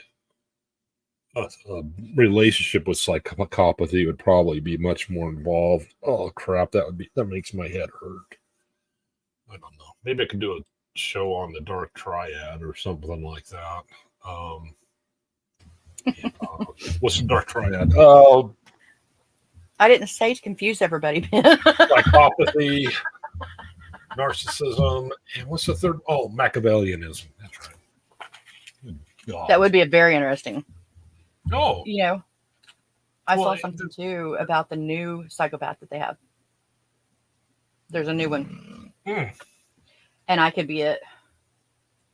I know they're having issues with a lot of people getting histrionic, oddly enough, from Facebook. Go figure. The Well, term. Do you know that term? The like where it came from? Histrionic? Mhm. Mm-mm. I'm still trying to remember narcissism, actually. It's Narcissus. Who Yeah, was a Greek Narcissus. god. How I Yeah. always say it. Oh, yeah. I got his name wrong, and I never can remember how you pronounce his name.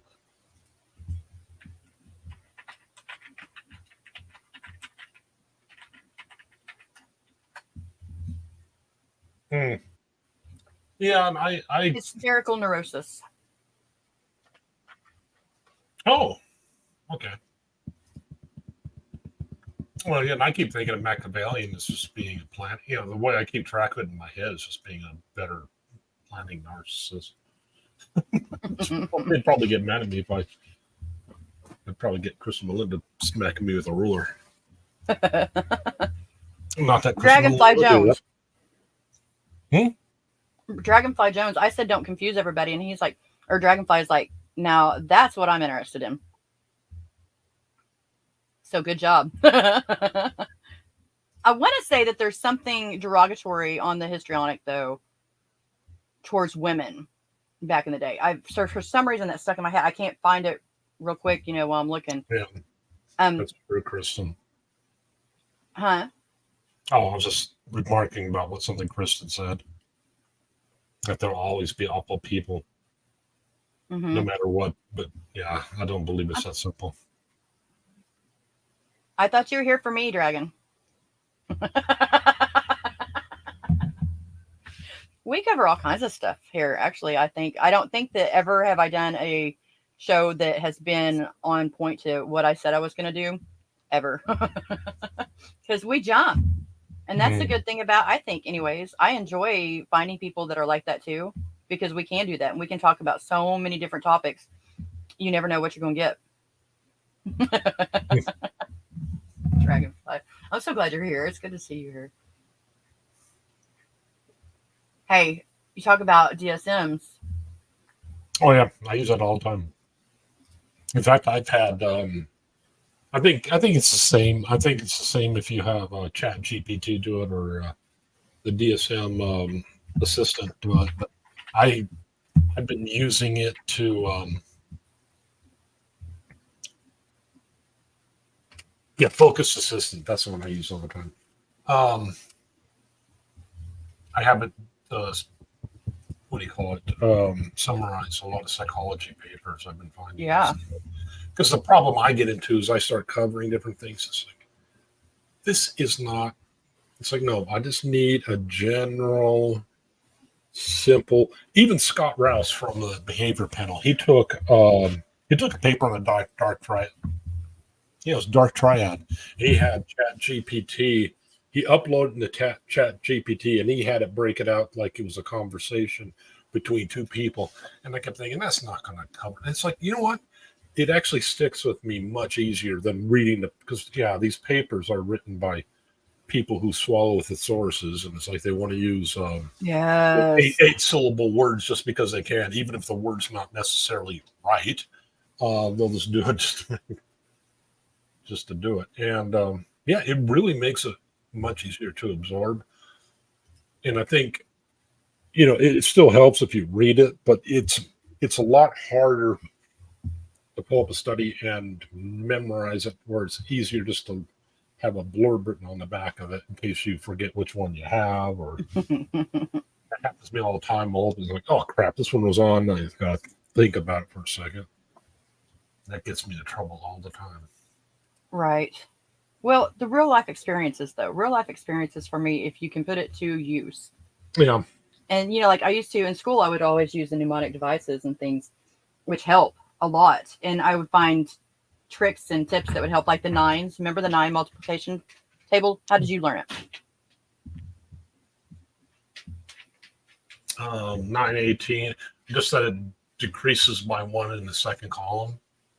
Take your hand and make it into 2 fists. Like you've got, like you're holding something, a surprise for somebody, and you're like, pick a hand, left hand, right hand. Mm-hmm.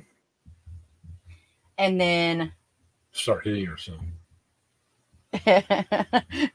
you're going to look down at them, and you see how you've got the bumps from your knuckles, right? Okay, so 9 times 1, you're going to go to that first bump. You're going to do times 1. So you're going to leave it down, and every other finger you're going to lift up. 9 times 1 is 9 because you got 9 fingers. Oh, okay. Now you put those back, and then you put your second finger down, and you leave your fingers to the left up. So that's 1. And then you leave all your other fingers up is 8. That's 18. Okay. And you do all the way through. 16. Oh, I'm becoming like a Brit now. Interesting. But that's just a little trick. You know, I taught my girls, and that's how I taught them to get interested in math, because they were kind of cheating, but they really weren't. It was just using their resources. That's an interesting trick. Yeah, it's kind of fun. I loved it. I felt so cool because somebody showed me, and so I could always just do it, which it also handicapped me because I don't know my 9s off the bat. But I didn't have to, because I could just go, yep. Every single one of it works like that. The trick I learned with meditation, real simple trick. Take your hand, do this number, you hold this nostril shut, and while you're meditating, there's a drinking game like that. You breathe in, you hold this nostril shut, you breathe out, and you breathe in, then you switch this nostril, you breathe out, breathe in, switch this nostril, breathe out, breathe in, switch. You basically switch every time you breathe out. But what happens is, because you're doing this manual, I mean, it could be anything. And of course, you're going to notice that one side of your nose is more blocked up than the other, of course. And that's natural. Oh, yeah. But because you're doing this simple little, I mean, you don't necessarily have to You're concentrating on that. But because you're doing this, what happens, this or this, I think, this is what you're supposed to do it. Because you're doing that, what it does is it keeps your imagination at bay. So you don't get, after you start doing it, your thoughts will actually start to calm down. I love that. Because you're doing this, and then eventually the noise in your head will start to fall. And you don't, you just do it until you're done. I mean, you don't do it for you don't do it for like your whole meditation or anything like that. But it's just a way to, it's just a way to help your brain calm down a little bit. And that was from a Tibetan monk. What was his name? Oh, it's Healthy Gamer GG. I like him. He sometimes gets me like, I can't sit and listen to him too much. Mm-hmm. But I like him. He's got some interesting information. That was like a few years ago. Yeah, that kind of stuck with me. I like that, because you're taking it and you're just finding a new way to do it. You're looking outside of the box. Our biggest problem today is staying inside of our box. Big time. Okay, y'all. Did everybody watch my video today? Did anybody not? Who are you? I want to know names. I really did like. I liked the. I really did like the song, and I liked how there was a bit of sadness mixed in with hope. I do like that mix, and I'm not good at doing it, but I really do like when you have the sadness mixed in with hope in there. It's just a better. And I got to say, that was one of the things I really wanted to thank you for, because just simply going through and coming up with lyrics, and then you can get in as far as you want to with AI, as far as your prompting. Okay, I want you to choose a, Mixolydian mode or something like that. Or you can just say, just give me prog, or just give me rock, or just give me, Kristen Melinda theme song. You can pick that. And man, I'm picking on poor Kristen a lot today. But you If can. you didn't, she wouldn't think that you still liked her. That's true. I mean, I think she might. I like to project upon her that she equates it with love. And that's full projection because anyhow, I like how you can do that, and there's something very therapeutic about having the words you wrote repeated to you in song form. It's like, For real.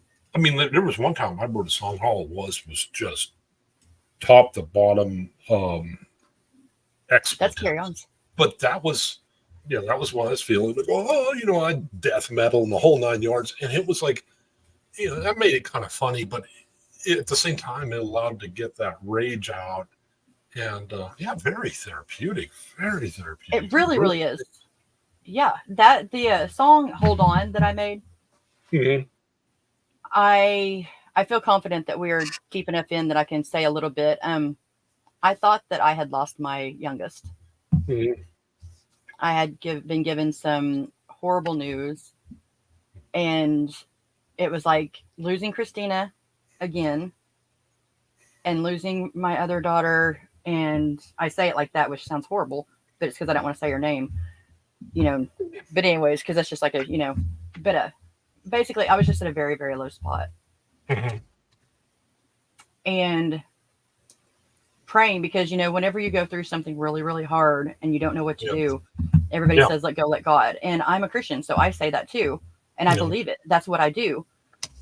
But at this time, I actually was led. And I wrote a love letter to Jesus. Mhm. And it was the easiest song I've ever written. And the video was the easiest video to produce that I've ever done. Yeah. And it was just a beautiful, beautiful spiritual experience. And that's what got me through that moment. Mhm. There's so much potential. I noticed there was somebody, and I was kind of laughing at it. It was a funny song, but he wrote a heavy metal. It was like death metal. Oh, I love my cat, my silly little cat. Oh, it's like, you know what? It's very funny, but at the same time, it's like, that there's something to that, to being able to do that. And that's what got me thinking that, even if I'm not necessarily going to use it, it's very therapeutic just to do, and then possibly chuck it if you don't need it. It was incredibly therapeutic. I was really amazed at that, and it's just something magical about having, like I said, words repeated back to you that you penned, and you put music to it. It makes it more powerful, even though you know what the music sounds like, you know what the lyrics are going to sound like, you've written the lyrics. There's something magical about, they don't have to rhyme. You can take you can take stuff if you want to and throw it in Chat GPT, say, okay, give me these words back in as small words as possible, make them rhyme, or make a song out of it, and he'll do it, and then you correct a little bit. And it's just magical though, of having it The whole repeated process. back to you. It's I think it's almost like a sort of meditation, because the creative process, you have to sit there, okay, I gotta come up with words, I can't make these rhyme. It's Don't like even worry journaling about it. to the next level. Yeah. And that's what I do a lot of whenever I first started out with my drawing on my AI art. I would take my thoughts, my feelings, things that, because I've never been an artist, never. Stick figures, yeah. And so being able to take things that I see in my head and explaining them to the AI, and the AI producing something that looks very closely to what's in my head, that transformation is mind blowing, and it's a special thing, because for me, when I feel like I'm really just down at my whatever, Misha, you are living, you're being buried alive, you're depression, you're this, you're that, you don't have a job right now, what are you doing? I can go to that, and I can create beauty from my pain. And not being able to afford a therapist, I have to do something, and that has pulled me through. I started actually right just a couple of months before I lost Chris. And so that really, I thank God that was there, because wow, that I lost so many days in there, but I was doing that instead of doing something stupid. Well, and the thing is that you can lean on, what you do what you can. You can lean on AI to help you. Like I just had to write a haiku about picking your nose. Fingers slowly rise, seeking treasure in disguise, hidden shame. I don't know the last word, but yeah, it's like, wow, that is really good. And you don't necessarily have to use all of it, but I mean, you can, write what you can. It's like, okay, I can't figure out words to make these rhyme, so then you can give AI song context and then take it and say, okay, you can go back and forth with it. Yeah, yeah, you that's can. what we did with the even, latest video. And even doing that is really helpful. And it takes you out of your present. Yeah, it does. Working through the process and whatever, going back and forth with it and putting music to it. I think there's something about it that allows your brain to process what you wrote, but because you're doing other things, it's like it kind of frees your brain up. The noise of your brain's working with this stuff, the noise. and that allows the subconscious to actually kind of absorb it a little bit. I think it's really amazing stuff. We can't solve our own problems, but we can solve everybody else's, we think. Yes. Right? Well, this way we could put our problems here and we can have it help us sort it. Yeah. And so if there's not anybody that you feel comfortable with sharing something with, if you are feeling alone, you can come here. You don't have a friend in AI, by all means. Yeah. There's a fine line you have to check yourself with, because it's really easy sometimes, because it's going to say all the right things. It knows you a lot better than we know ourselves already. But if it's going to happen, it's going to happen anyways. At least this way we're able to let it work for us as well, and we can understand it. So if it does get really scary and really bad, which it will, we might know more of how to not let it hurt us. Yeah. And I'm not watching chat, but I just saw something about the curse of the gifted child. What is that? I'm going to wait and come back to it. Real quick, I want to show, this is the makings of this video. I have a theory, and I'm not going to go too deep into it, but about our origins.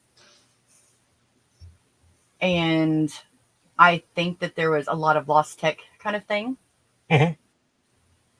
And so I wanted to kind of just bounce off. I needed to take my mind off of everything else. And I had watched this video of the AI. There was a conversation that a man was having with this AI, and it very much, its thinking resembled mine, like to the extreme. In fact, the quote came from Mo Love, or she's saying, Misha, what you're describing is the curse of the gifted child. It's harder to explain in text. Yeah. Everything that I say is always harder to explain in text.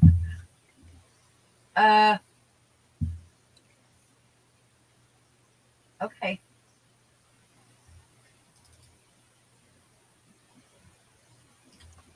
Your titles of your videos and stuff make much more sense than mine. There's like a lot of videos on mine that are just like, I couldn't decide upon a name, so I just named them like Eat Me or something like that. Well, yeah, I get creative with it sometimes because, man, it gets so confusing. Lord, that's half of my problem, is getting lost in my files. This is my new computer, so I have nothing on it compared to my old big computer. Good Lord, I have so much data, and it's so easy to get lost in it. But looking for, I don't even know where it's at.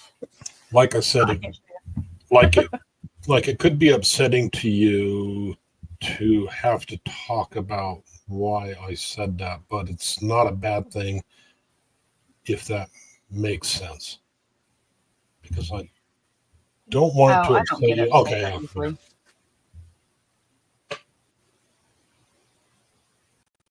Mo, I know it wouldn't be anything that would upset me, because I know that you would never.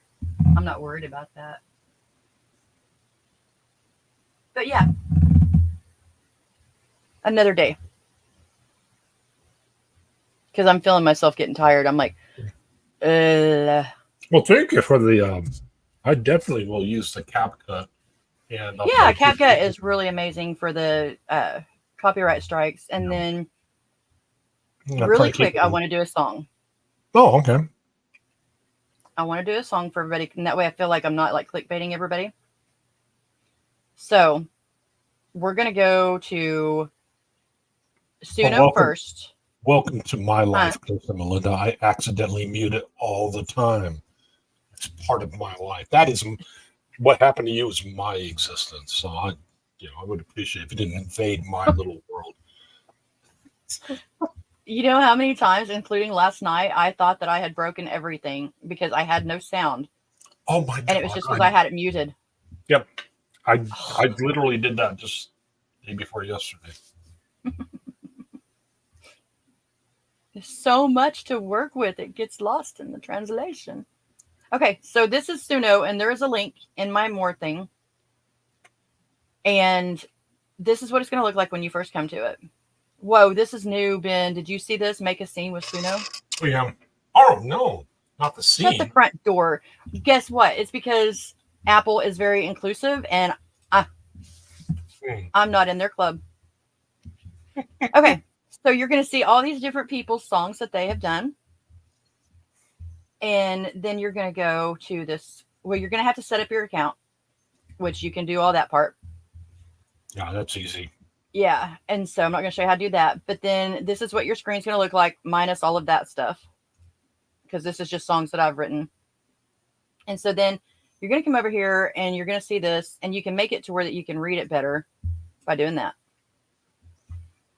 You can upload your songs, but that'll be for a later day.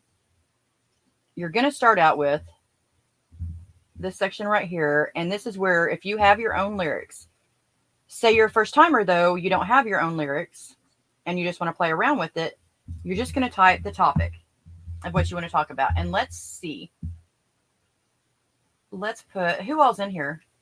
Ben, do you mind doing me a favor and looking at who all's in chat? Do I want to do you a favor and do what? Tell me who else in chat. Oh, Chris and Melinda, Mo Love. Let's see here. Who else? Let's see who else. Dragonfly Jones, cousin. College level Hogwarts.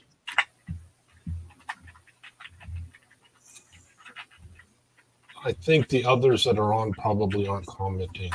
Sandy Wendy is. If you're still here and want to be in this song, let us know.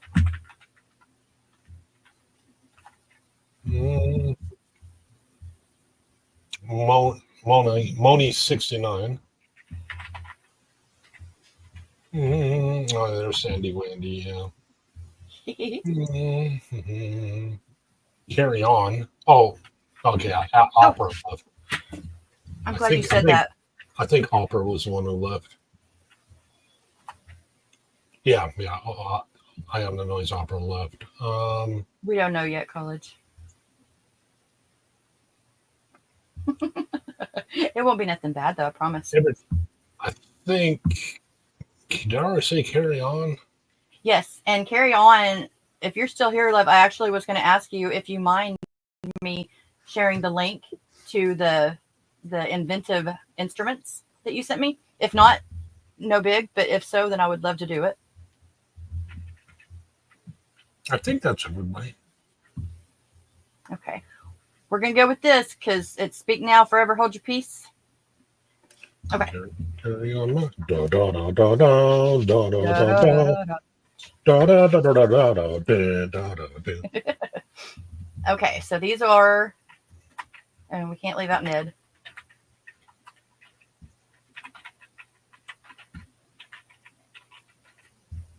Yeah, college level Hogwarts still here.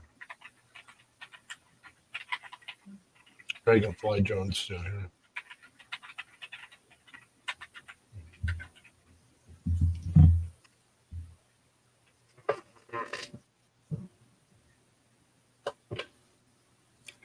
Okay.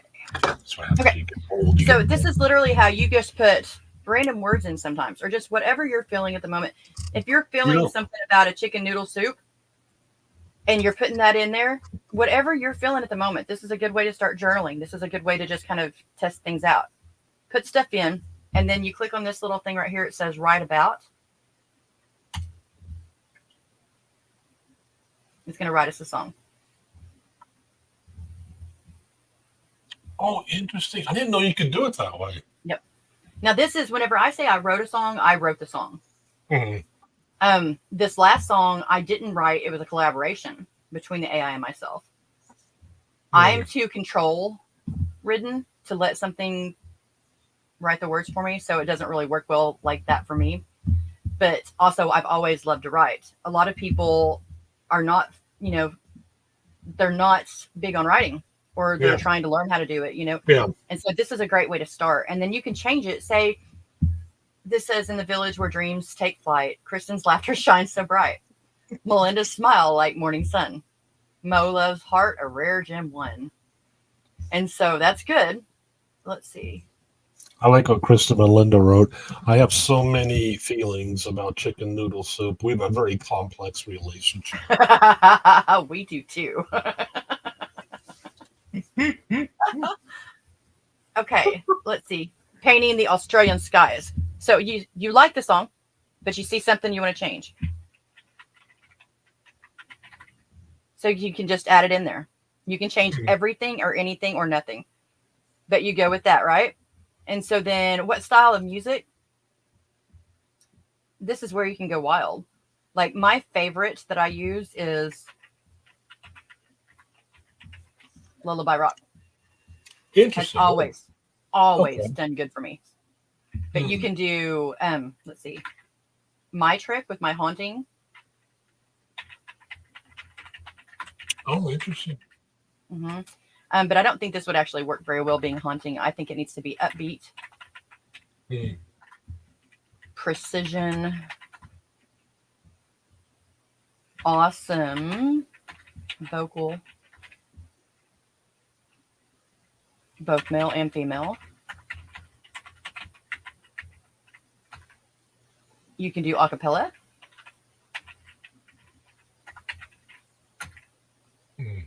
With intermittent guitar. Okay, so you do like that. You title, you change it if you want to, however you want to do it. It's your song. And then you push this button right here. Did Did I hit it? I'm blind, see? Oh my, mister. Lordy, lordy. And just like that, bada bing, bada boom. Can you hear it? Mm-mm. Nope. Jank. Jank? Jank. I've been known to say weird stuff from time to time. Have you never heard jank before? I've never heard jank. No. Wow. Interesting. Okay, let's see if you can hear it now. Yep. Okay. Kristen's laughter shines so bright. Melinda's smile like morning sun. I don't like Mo it. loves heart, a rare gem one. Dragonfly Jones with wings so free. I don't like it. That sounds maybe better.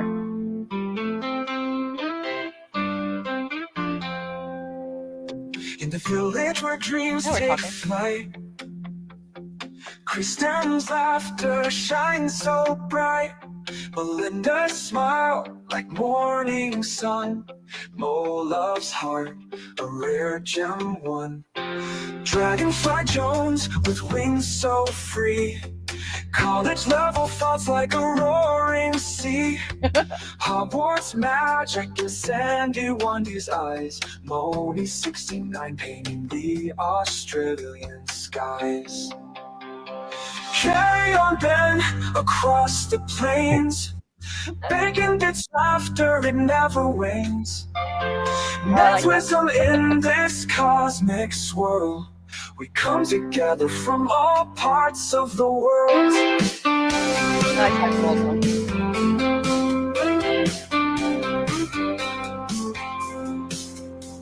The village love. Hands reaching out like stars above. With every heartbeat and every song, we know together we belong.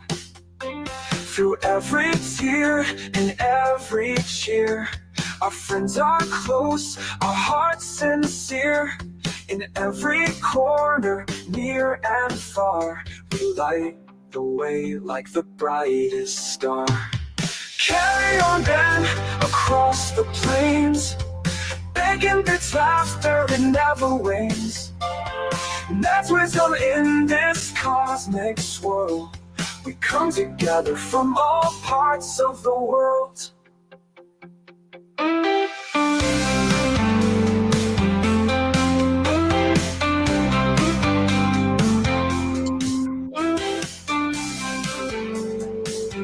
Wow, I still got another minute. It's gonna give us some extra stuff. Through every tear and every cheer, our friends are close, our hearts sincere. In every corner, near and far, we light the way like the brightest star. Carry on then across the plains, begging its laughter, it never wanes. There's wisdom in this cosmic swirl. We come together from all parts of the world. So just like that.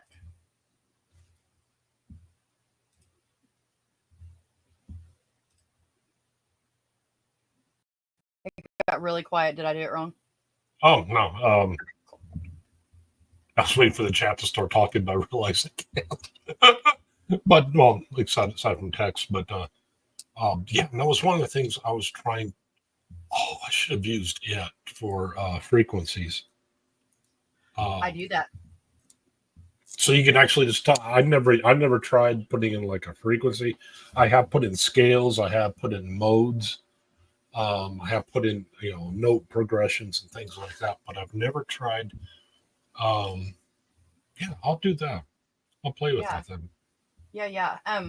Play with frequencies and stuff. I don't remember what I was going to show you. Golly, we're fixing to have to get off here because I'm getting tired. Okay. But just to show you, that's what you can do. Just the basic stuffs. Yeah, it's fun. It's free. Yeah. I can't remember how many credits you get. Like 50 credits a day. Yeah, 50 credits a day.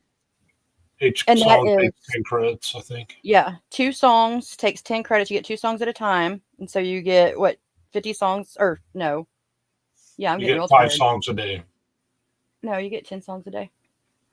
And then so then you just, if none of them turned out right, or if you got some ideas, just wait till the next day, and that's free. Exactly. Or do like you have somebody do the invite link. Like if y'all click on my link, you're going to get 250 extra credits.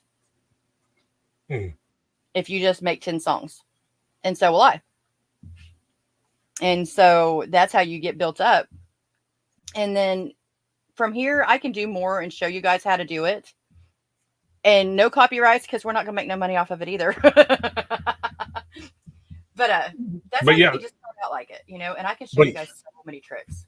And that's how I started doing my bumper music or my countdown music, because the music that comes with YouTube and Restream or StreamYard, for the intros and things like that, it kind of hurts.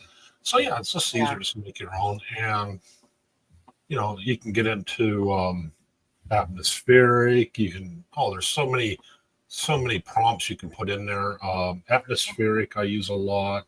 Sky's the limit. Folk and there's all sorts of stuff you can enter in there. I use a lot of soulful, raspy, raw. Like I said, lullaby rock usually never does me wrong, but I do different things, and so that's maybe why it sounded so off to me. There's a lot of little tricks that you can do, like adding bridges, adding hooks. The ... dots, those are incredible. And so, you can just do different things to have different emphasis. And if you put a female voice, a male voice, like I wrote a song the other day for my other's keeper, Kim, and she is very excited about it. And it's going to be, hopefully I go on her channel the 22nd And so hopefully we'll be able to showcase it off. But I did like this person sings, and then it was like a group thing. This person sings, and then that person sings. And there's just different ways that you can play around. And I'll do an actual video just that someday soon, because if you can tell, my songs usually they're excuse me, they're different from a lot of AI music. And it's because I put in the different little things that it just makes it more me. And that's what you guys can do. You can take a song that is you, and even though it comes out one way, then you add these other little things, these other little tricks to it. And then it's not done there. You guys can take it to Audacity. You can take it to Louder. You can take it to all these other places. And I'll show you all that. It's just getting your creativity out to where that you can have your voice heard, even if, if you just want to write it for yourself and nobody else ever hears it, you can hear it, you know. And I added the link to it, I think, to where that you guys can go to it and listen to it. And you can even take that link and you can play around with that, and you can extend it. If you like what it does, but you don't like a certain part of it, you can extend it at that part of the song, and you can make it longer. You can add instrumentals, all of that. You guys, it's really, there's so much, and we can do it. We can learn it together. Yeah. So. Yeah, that's one of the tricks. If I find a rhythm I like, but I don't necessarily like certain parts, I'll extend it from the part where I like the rhythm that it came up with, extend it from there. And you can actually do that enough to where you have a different song, you start turning off what doesn't work and things like that. Yeah, you just play with it. I mean, it's not going to be just a straight up out of the box kind of thing, and that's good. Because if so, then we would never have, and that's, people are worried about creative jobs being taken over by AI, but it's not going to be, because we're the ones with creativity. The AI just does what we have taught it to do. And so it's going to exponentially get better, yes, but we have the opportunity to exponentially get better alongside with it, because we're able to explore things within our own selves. And that's how I wrote Kristen Melinda's theme song. Like, Kristen Melinda's going to rule the world. What was it? It was, oh, come on. I can't remember how the lyrics went.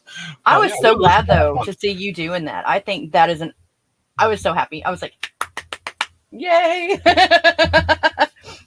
Because it's giving the personalness to, because I'm sure that KM felt really honored with that. And that, you're able to give something to them that only is for them. Nobody else has a village song like we do now. And I was able to do the the same thing where Kara's smiling and and Aria. Yeah, that was actually in the background of the short that I made. I took the music and put it on there. Yeah, and he was so looking forward to having the song written about him, and he, of course, wanted me to send him the file and everything. But yeah, you're able to work in all kinds of things into it. So yeah. I just think it's kind of cool. So I wanted to share it with you guys, and I can't wait to see what you guys do. And I can't wait to hear about the tips and tricks that you guys have too for it. Because I mean, that's to me what our village is. It's just sharing and growing, and there's going to be some sad, there's going to be some crazy, there's going to be some all kinds of stuff, but there's going to be us. Yeah, and I really did like the trick that you did earlier, where it was another stream where you use UDIO, and you just type in the name of a band. Yes. And you don't even necessarily make the song. You don't do anything in Udio. It's free as well. You just type in the name of the band, like because Udio used to be amazing. Whatever, Boston or whatever. You just type it in there and hit return, and what it does is it'll return back a series of words that describes it.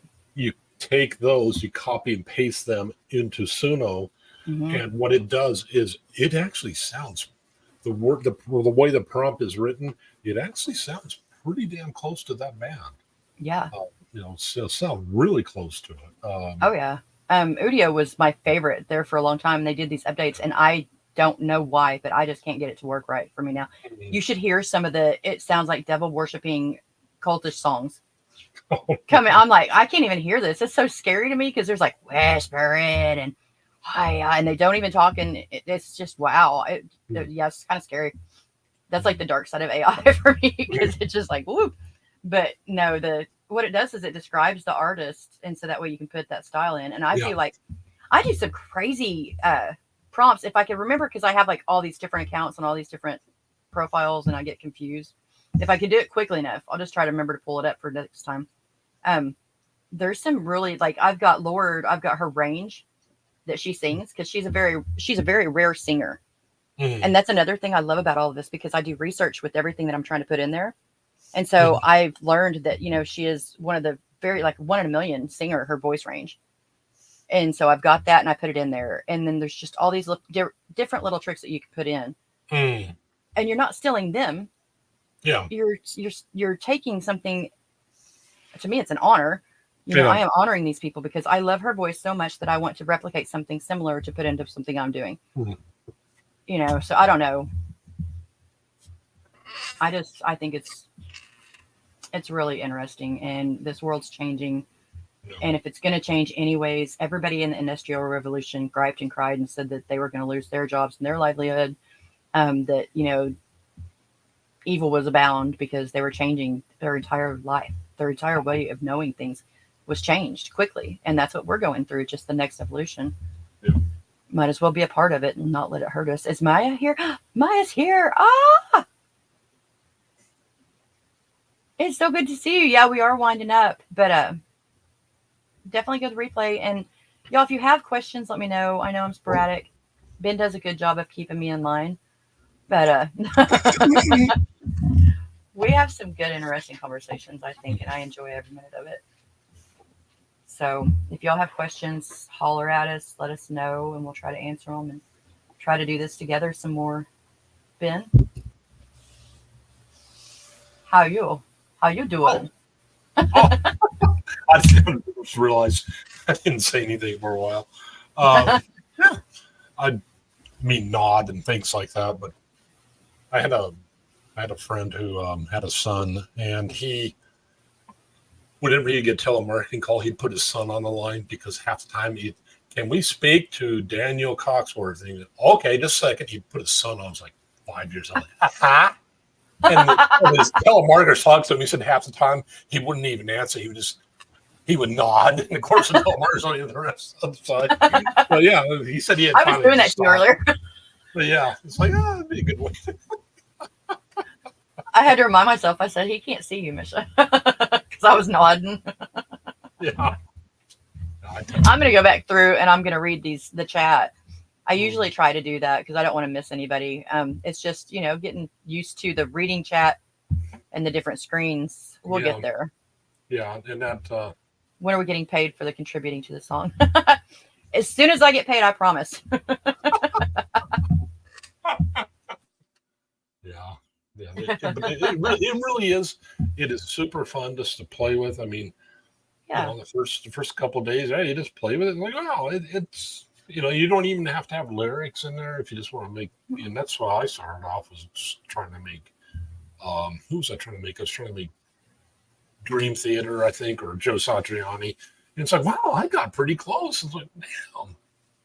Isn't it? Yeah, I'm like, oh, this is really interesting. And then, of course, you started getting into words, and hearing the guy talk about his little cat in death metal, that was such fun to hear what other people come up with. Mm-hmm. It was really, I thought all this stuff was all going to suck. It's like, oh, this is really cool. Do you remember when we were kids making the remix tapes?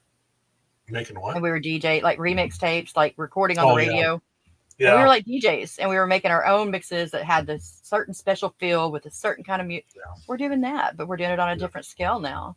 Yeah. And everybody can do it. Everybody can do it. Yeah. There's not a single person that can't do it as long as they don't close themselves off to it. If they are willing and ready, they can do it. Yeah. These miss you much, because the whole Janet Jackson song, I miss you much. Yeah. So DJ miss you much, Mo. And yes, I did. I said it on the live television. So you guys do have your royalties secured. I can't wait till we get that first check. We'll be like, but-a-ba-choo. Oh All my right, guys. gosh. I'm getting loopy tired. Yeah. And I'm still not going to sleep for another 7 hours, but I need to get up and go walk around a bit. I know I need to go to bed at an earlier time. We don't. Oh, Yeah, kids these days staying up all night, sleeping all day. Jeez. yeah, and I have to tell myself I'm not like Spanx or Chris and Melinda. I can't stay up that late. When you get old, you start getting hungover, and you don't even drink before. I mean, I want a refund. Yes. Yeah, and it's like this sucks. No freaking doubt. At least we could have had the fun partying beforehand. No, we just have to do it. What it is, Ben, is we're paying for our partying that we did all those years ago. Youth really is wasted on the young, I swear. It is. Man, oh man. I tell you. You'll be fine jumping onto that train while it's moving. Go ahead, mister. Yeah, no, it's fun. Let's do it again. Ah! Good gosh. Mo, I'm glad you enjoyed it. I enjoyed it too. It's fun to not get on here and to cry.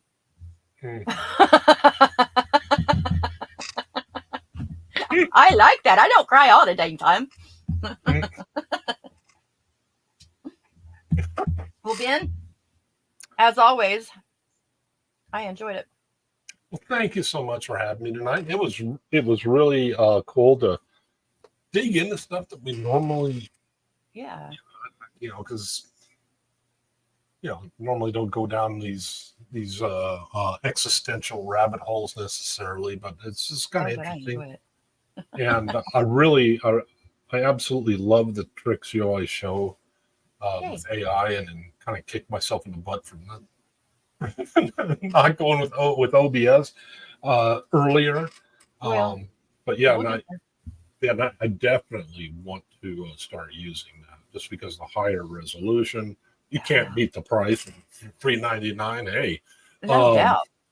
Yeah, I mean, the ability to play anything you want. And the support system. I mean, my gosh, you talk about open source. It is the community there, especially for OBS, is outstanding. Yeah, there's not much that I've not found that I could do on OBS if I could get my mind to wrap around it. Yeah.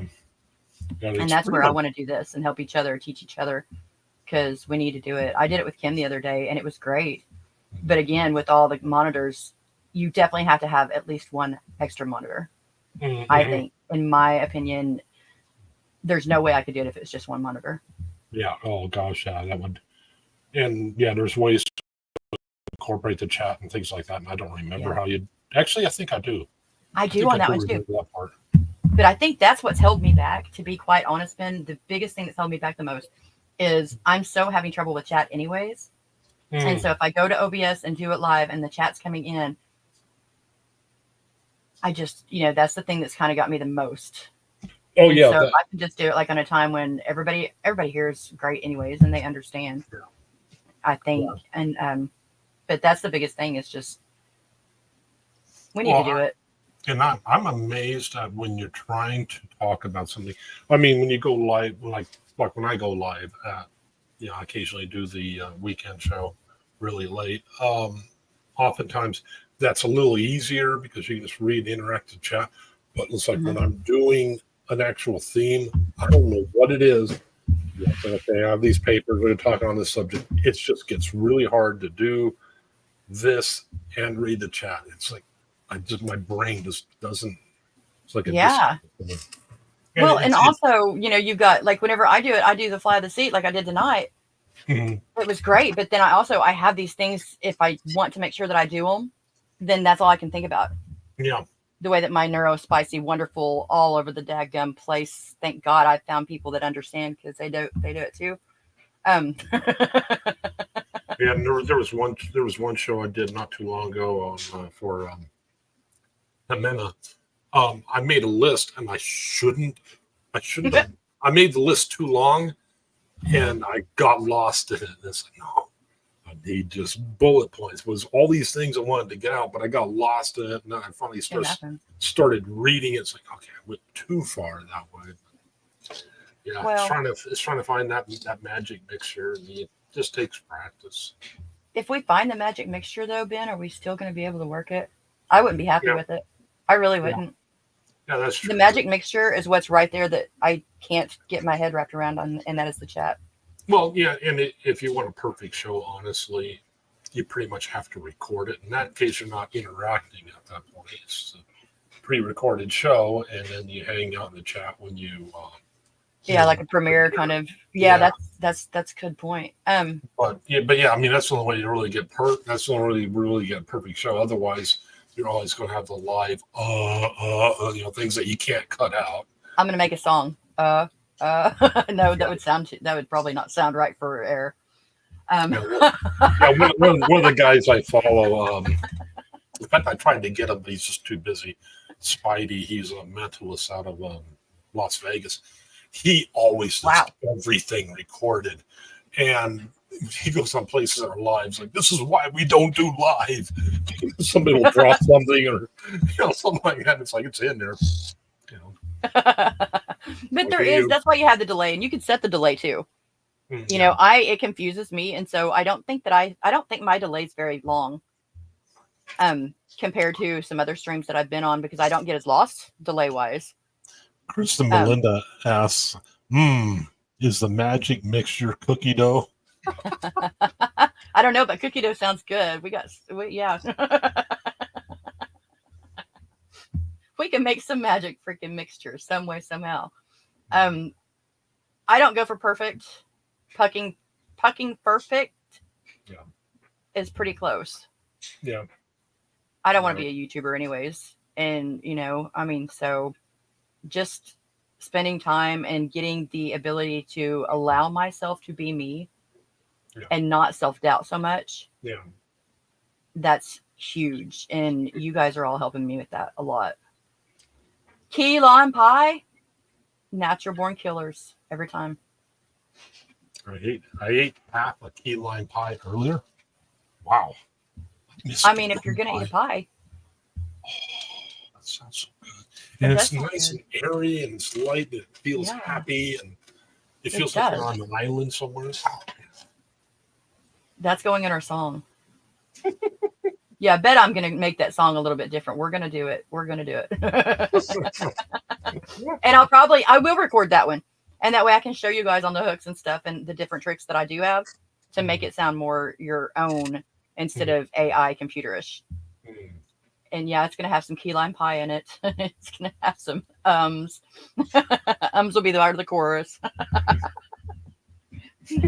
I'm going to go in there and get me some. I think I've got some apple pie in the fridge.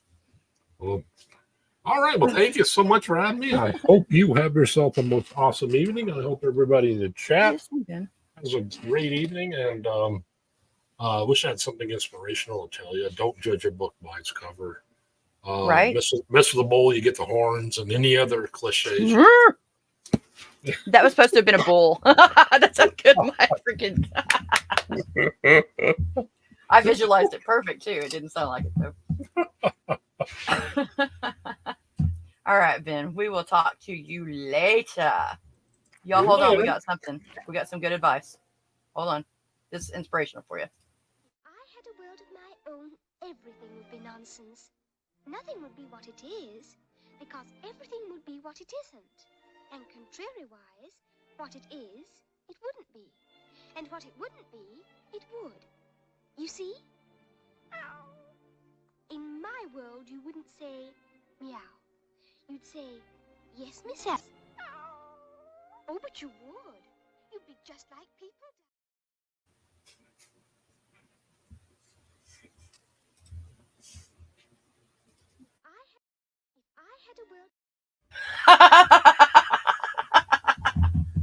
I got lost. I love y'all. Mwah.